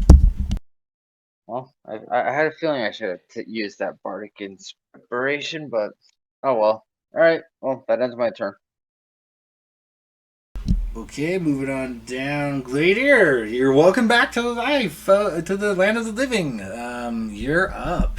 You are currently standing by Logos, and you are a decent way away from most of the combat. At half movement speed, you could move up to 6 squares or so if you full dash.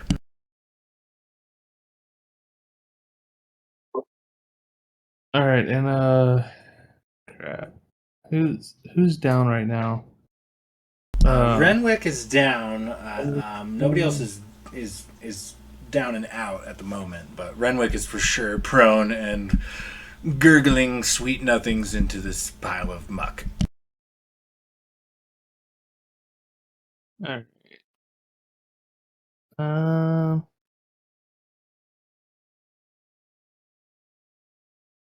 Shit.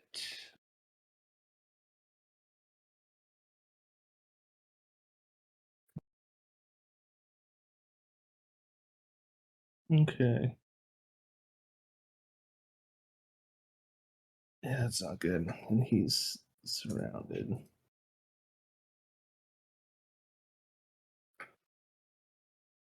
Alright, so he's Glader stands up. Use half movement to get up. And oh fuck. That's not good. Shit. Oh no.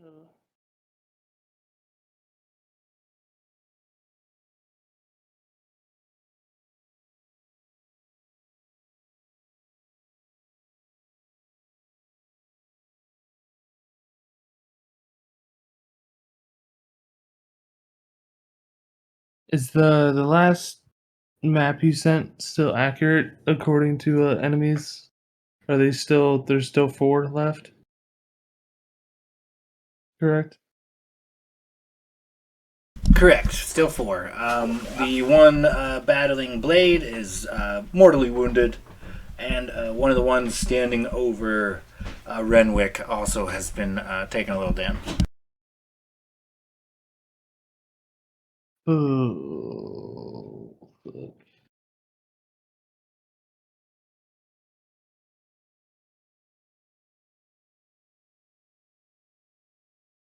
This is not looking good.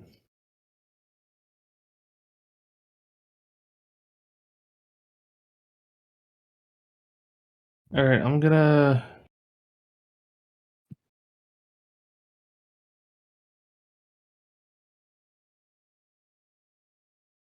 stand up, bonus action.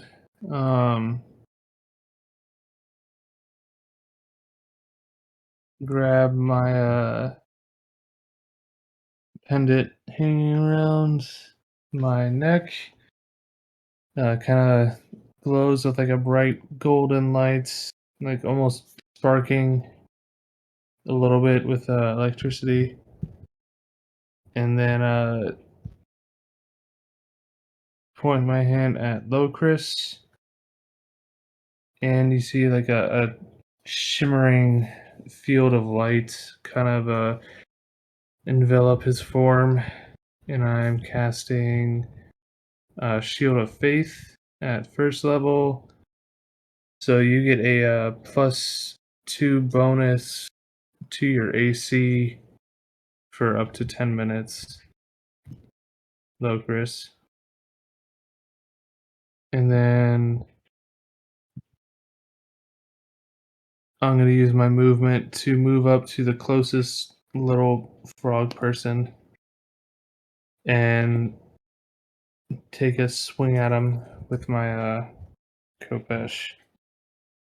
So you're with the terrain being difficult terrain, you won't actually be able to get within range, but you could start making your way towards the one that's battling Blade. It's the closest to you. It's also on Death's Door, but you won't be able to get within melee range unless you use like a dash action.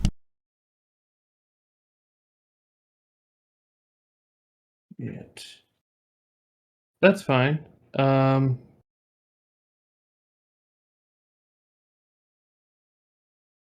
gonna try and tomahawk my Kopesh at just get as close as I can. Actually, no, I'll just get as close as I can. I'm just gonna try and fucking tomahawk the sword at that little frog guy by blade. Okay, you give me a ranged weapon attack, but no proficiency or anything in unless you do have something that lets you use a melee weapon as a ranged weapon. There are feats that do that. Yeah, I'm assuming it would just be my dex modifier, but my dex. Yeah, your dex mod as a ranged attack. No proficiency or anything. I already used my bardic inspiration. You can use it. No, I already used it. That's that's an 8. You just kind of fling your blade, and it sticks pretty thoroughly, pretty deep in the mud next to this bullywog. Back. All right, yeah, that's my turn. Yeah, I just took as much as my movement towards him as I could before I chucked the sword and missed. Okay, moving on down. That will be the southern batch of frogs, the bullywugs. So it's looking like these two that are standing over a downed Renwick have now moved forward to Locris. And Locris, you kind of already know what's coming. There's a round of bite attacks and a round of spear attacks headed your way.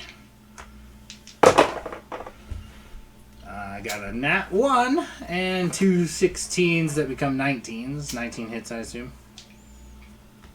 Not anymore, thanks to that Shield of Faith. Oh, you lucky dog. I had dice damage, or damage dice in my hands. Okay, a trio of spear attacks comes at you. Ooh, another critical fail. Got a 1, a 2, and a 12. The 12 becomes a 15, which does not hit. So you survive a barrage of bullywug attacks unscathed, Locris. That shield was putting in double time. Okay, falling down the order is Gladier.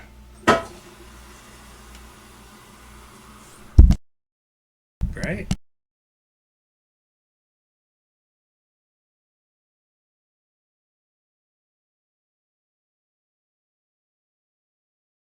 You're on mute again, man. Shit, yeah, I mixed up my thing. I think it's Logus now. Yeah, Logus, you are up. Looking down towards because I assume Will or Blade and Glader or Glader, we did take out this one in front of us. Looking down towards Locris, do I see any that are particularly damaged? You definitely see that one has taken some damage. Renwick got an offhand attack in before he went down, but not much damage. Well, before I finished, when I healed Glader, I said I wanted to put my Hunter's Mark down on one of those. Well, how would we assume? I didn't really specify on one. You could. There's two potentially healthy ones and one that's wounded. You could choose. I'll go. I'll just finish off the one that's hurt. I'll put my Hunter's Mark on him. Okay, go ahead and give me an attack roll. Oh shoot! I'm attacking with my bow because I had my swords out. So Okay. I'm just gonna say I swapped out. I assumed. I'm throwing my sword from way over here. Oh yeah, that's an 18 on the die. That'll hit. Go ahead and roll some damage. Okay, I'm gonna roll.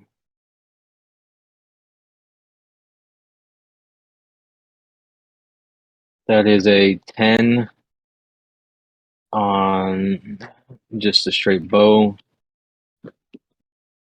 And then That's put the enough. Hunter's Mark. If you're targeting the one that was already hurt, you once again you just kind of send an arrow through the entire being of this bullywug. He's not even aware that he's dead on his feet. He just kind of slowly flops over. Okay, I'm at 17 arrows.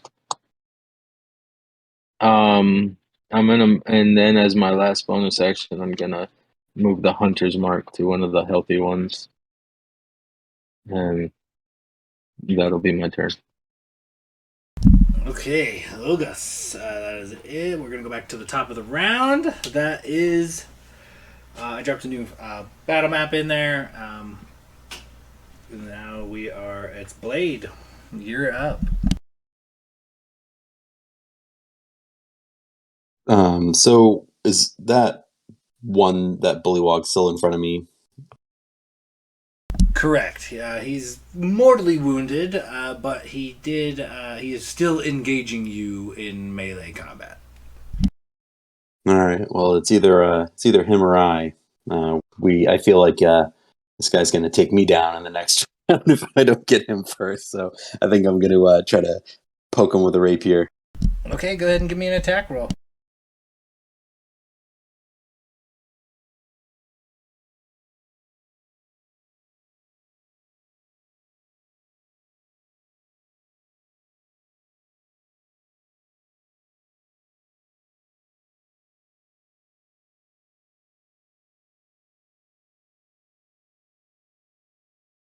Uh, 21.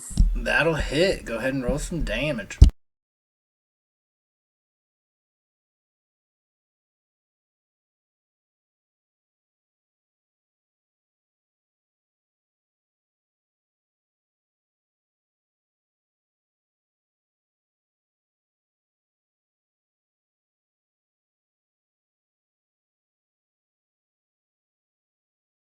I was typing this at 1d20. Definitely not that much damage. 1d8. That's a great rapier, man. Legendary. Just found it. Jesus, this is why I just roll it. Okay, here we go. 7 damage.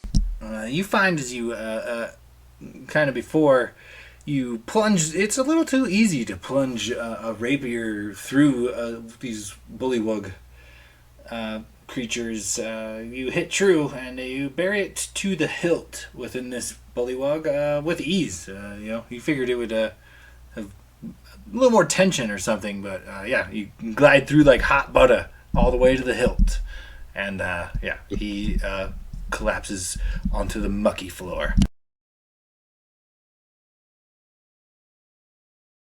Awesome. And Blade's kind of, I mean, he's normally kind of like a support guy, so he's not really the one to like drive the blade, kind of doing the finishing blow. So he's kind of just more like grossed out by it, and just as he pulls the blade out effortlessly, he's just like, ugh.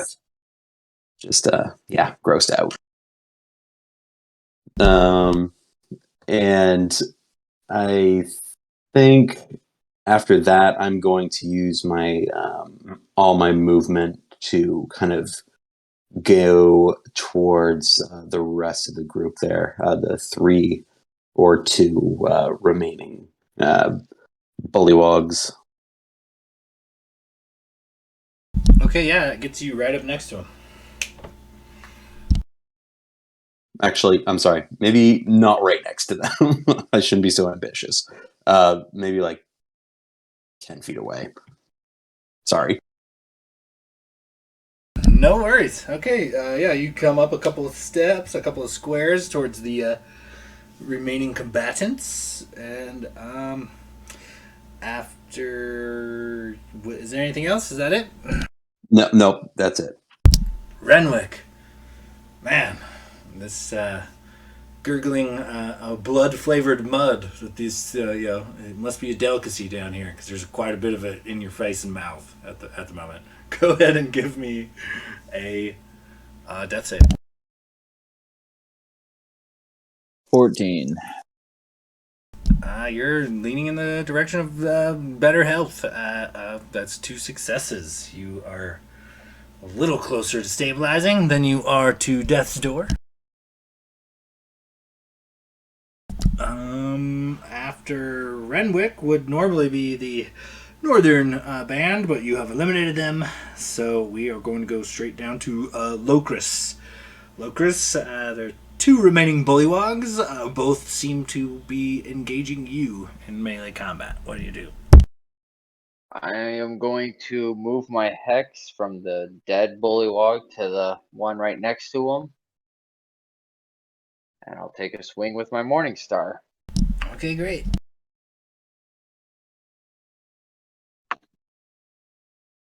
That'll be a 16 to hit. That'll hit.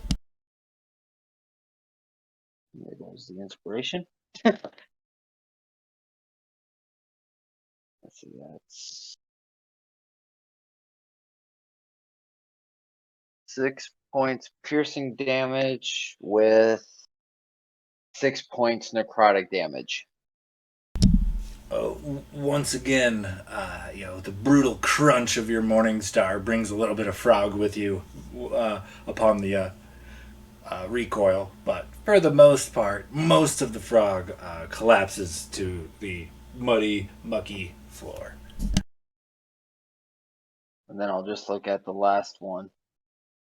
And then my turn. Gladier, that is you. You are still, let's see, 5, 10, 15, 20. You're about 30 feet away from the last living bullywog. But it is the mucky terrain, so that would be like double movement. But aside from the bullywog hellbent on taking down Locris, he doesn't seem to be paying anybody else any attention.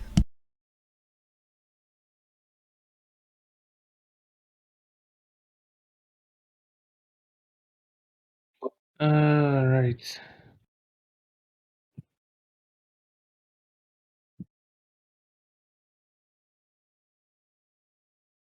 Well.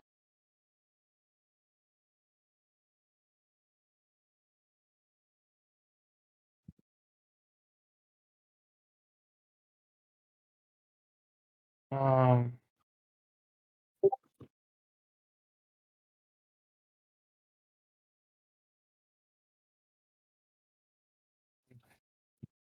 Renwick is still so far away.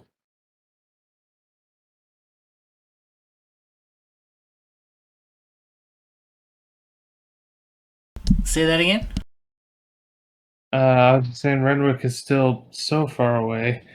Um,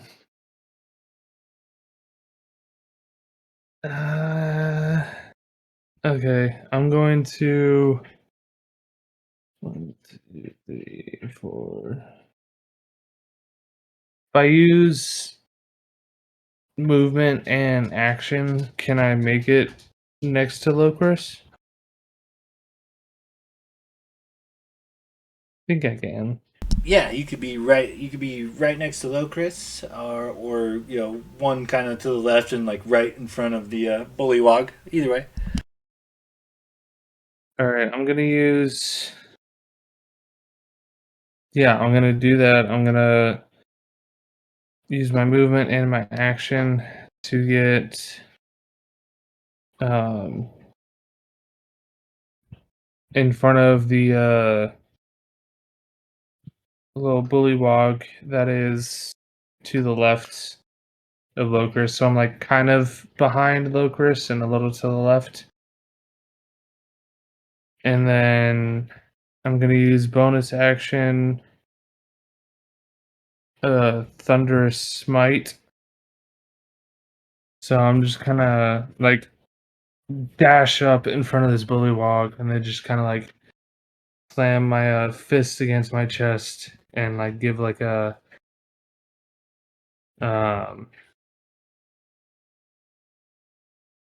a battle cry type shout into the air, and it kind of just like rumbles through the small, cavernous tunnel that we're in, and that will be my turn. Okay. So let's see here. We're gonna go down. That will be the remaining bullywog. He's been consistently attacking Locris, so he's going to continue to do so. The chomp miss, and the spear is a critical fail. So, a couple more attacks at Locris that are easily dodged or deflected. And yeah, that is now Logos. You have Hunter's Mark on this remaining bullywog, and yeah, he's otherwise fairly healthy. I will just attack him. Okay, great. Give me an attack roll. It's a 16 to hit. That'll do it. Go ahead and give me some damage. This would be 8. So that is 8 total, plus the Hunter's Mark. That is 5. That's 8 plus 5 for 13.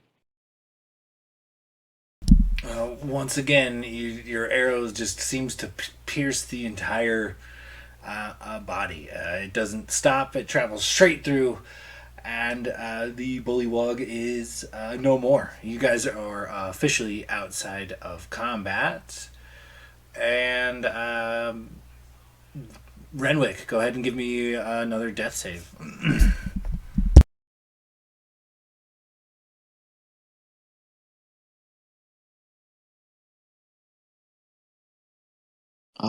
That is a 4. Okay, that one's a fail.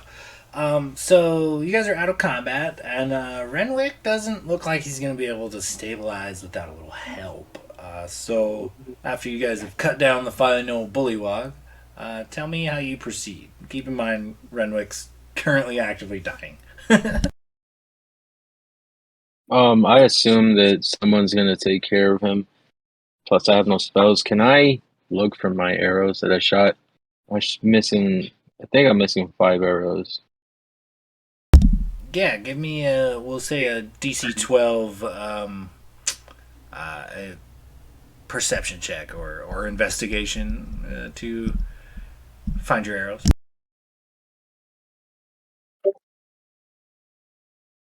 What is 24?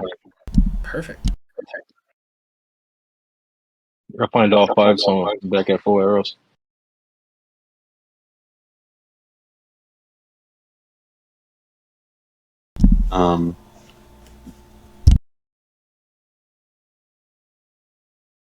I guess Blade is going to approach Renwick and use his cure wounds on him.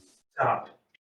Okay, go ahead and roll how many HP restore to Renwick.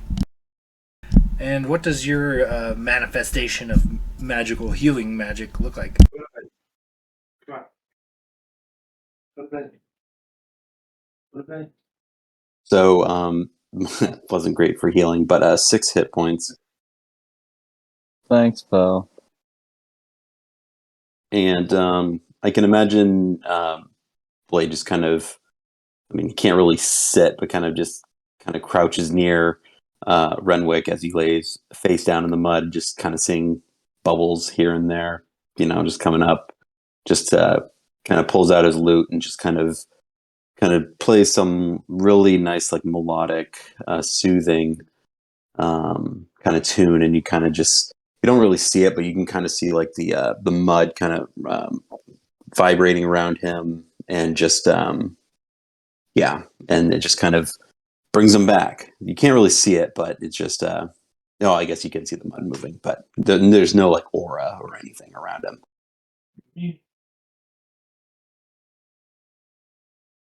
Loris is going to take the time to drink a potion of healing.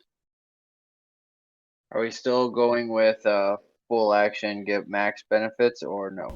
Yeah, I mean, if you're doing it outside of combat, you can just take the max for the healing potion. Alright. That'll bring me back to full. I feel like when the healing magic hits Renwick, he like his face all of a sudden like jerks up out of the mud, and he's just like, "Oh fuck!" And there's like the body of one of the frogs that died right in front, or the bullywogs right in front of him. Like he's eye to eye with it, and he just panics and like stabs the dead body again.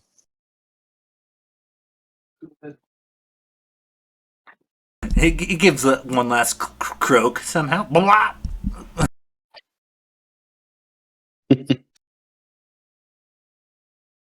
Well, gentlemen, that was a little more eventful than I was prepared for. I don't know about you, but I am spent. I say we strip them of everything that's worth taking and bring it back to the townsfolk. We might need a hand if we're going any deeper in this. Okay, go ahead and give me, we'll say an investigation check as you kind of turn the bodies over and search them. Anybody searching the body, I mean, there's a dozen bodies, so everybody can give me an investigation check. I specifically want to tie up the one that Glader slightly roasted, the one that I said I was going to eat. Okay, yeah, for sure.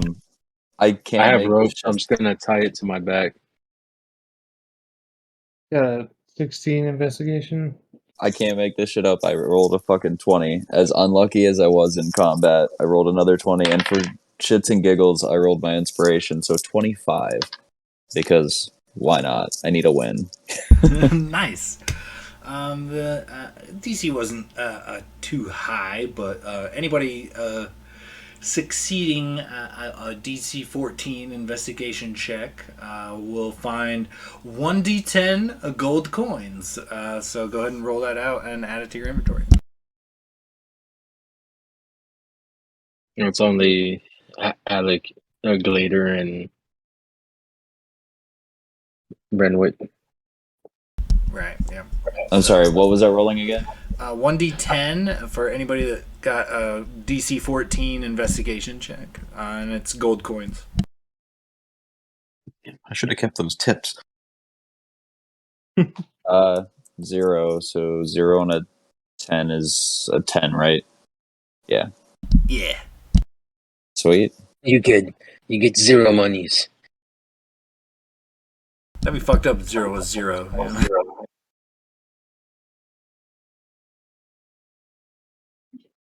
Okay, so as you guys kind of flip the bodies around and go to investigating them, everybody go ahead and give me perception checks while you're just kind of standing in this tunnel looting your fallen enemies. Wait, so I rolled an 8 on that. So is that 80 gold or 8 gold? No, it's 1d10 gold for any PC who Okay. who So 8 passed the Man, you wish it was 80 gold. I wish it was 80 gold. in loot drop it'd have been 800 gold. Man, I swear, if we hear flop, flop as we're fucking looting these bodies, I'm just gonna hang up, disconnect. So I'm buffering, bro. We'll have to pick up next time. Dude, you said roll perception. I rolled again, and I got another fucking 20. You and Locris got natural 20. Damn, you guys are. I on it. promise you, I'm not fudging this shit. Yeah, I've man. never rolled so many 20s. So did Will. And- Will got a natural 20 too. Oh shit! Dude, I got 4 of them in that combat alone. Like I was killing it. I got can't. 18 I've never total. rolled this many 20s in one night. Holy shit! So you guys' perception checks are pretty damn good. You hear it. It's real faint at first, but you hear the sound of rushing water coming from up ahead. And that is where we are going to end our sessions at, boys. God. Oh, this is I don't care about the rushing water. I just want to go back. I'm literally at 5 HP. Yeah, I'm at 6 HP. It's not good. So Well, after a short Definitely. rest, I'm ready to go on. That's what Um, Sean's gonna say. You hear rushing water as a massive water elemental enters the cave. Like, get As 500 more bullywogs show up, pissed that you just killed their kids. those were Um, baby bullywugs. so do we want to say that we take a short rest after we loot the bodies, and we'll just pick up there? Does that make sense, or do you want us to pick up with the short rest on the next session? This is actually not the best spot for a short rest, considering the difficult terrain and the muck and the mud. You guys will have to make a decision one way or the other to go deeper or return back to get a comfortable short rest. It is just too difficult of terrain to successfully nurse your wounds, at least in this dark, mucky hallway. Okay, Makes sense. just making Yeah. sure for notes. Cool. Yeah, man, that was combat 1 and we almost lost 2 PCs. That was, I mean, pretty brutal. 12 creatures that each have 2 attacks per turn, and it doesn't seem like they had a low to hit bonus. So I mean, it wasn't great, but it wasn't garbage. It was a +3 the whole time. yeah, it's not bad. You were just rolling rocks, And it doesn't- and Well, critting constantly. God damn. All 4 of I those mean- crits came off of my metal green god dice. I'm gonna need you I to just put thought those all away. your crits on me were, the other way. Man, you really threw us into Every the time you fire go with this once. first combat, man. Well, What was I it, figured you 10 guys could pull it 10 off, total? but if think about it, if you guys had rolled shit on that original OG perception check, I would have got a sneak attack round, and I probably you guys would be finding out what the inside of a bullywug camp looks like because y'all would have been kidnapped. Jesus, Yeah, man, yeah, that, was that a one that close call. downed. background character or backup character, real quick. Yeah, I told you, I got my- kid gloves are off, man. Loot drop was easy on purpose. This is should be a lot more challenging situations going forward. Hopefully, I don't kill you all, but if it's narratively sweet, I might. I got my Furbold cleric ready to go. Nice. Man, dude, that rolls he did against you when he dropped you, I think he literally did like almost over 20 points of damage in one round. Oh yeah, because Yeah. each character had or each enemy had 2 attacks, and then I got roll. I critted on the round of bite attacks, and then I critted again on the round of spear attacks. So it was a hefty chunk of damage I did. I was full health at his first attack against Glader, and then I was down. Like, See, Oh, that's man. why I focused on defense. I'm like, you know what? Give me a shield. Give me a higher AC. On the plus side, we will be continuing the next session. Everybody will be level 3, so go ahead and add a level for surviving this bullywug encounter, because I promise you won't survive the next encounter if you guys don't gain a level. So Try us. No, I'm just kidding. All right, Sean, I'm going to message you some. Since I get that my next pack at level 3, I'm going to shoot you a message with kind of how that gets played out. okay, yeah, for sure, guys. As always, it's been a pleasure playing with you guys, and I think I'm gonna log off as I do got a pretty hefty day of work tomorrow. So keep in touch with me on the socials, on the channels, and I'll see you guys next week. Sounds good, guys. We'll see you. Sounds Catch you guys later. good. Have a good night, guys. All right.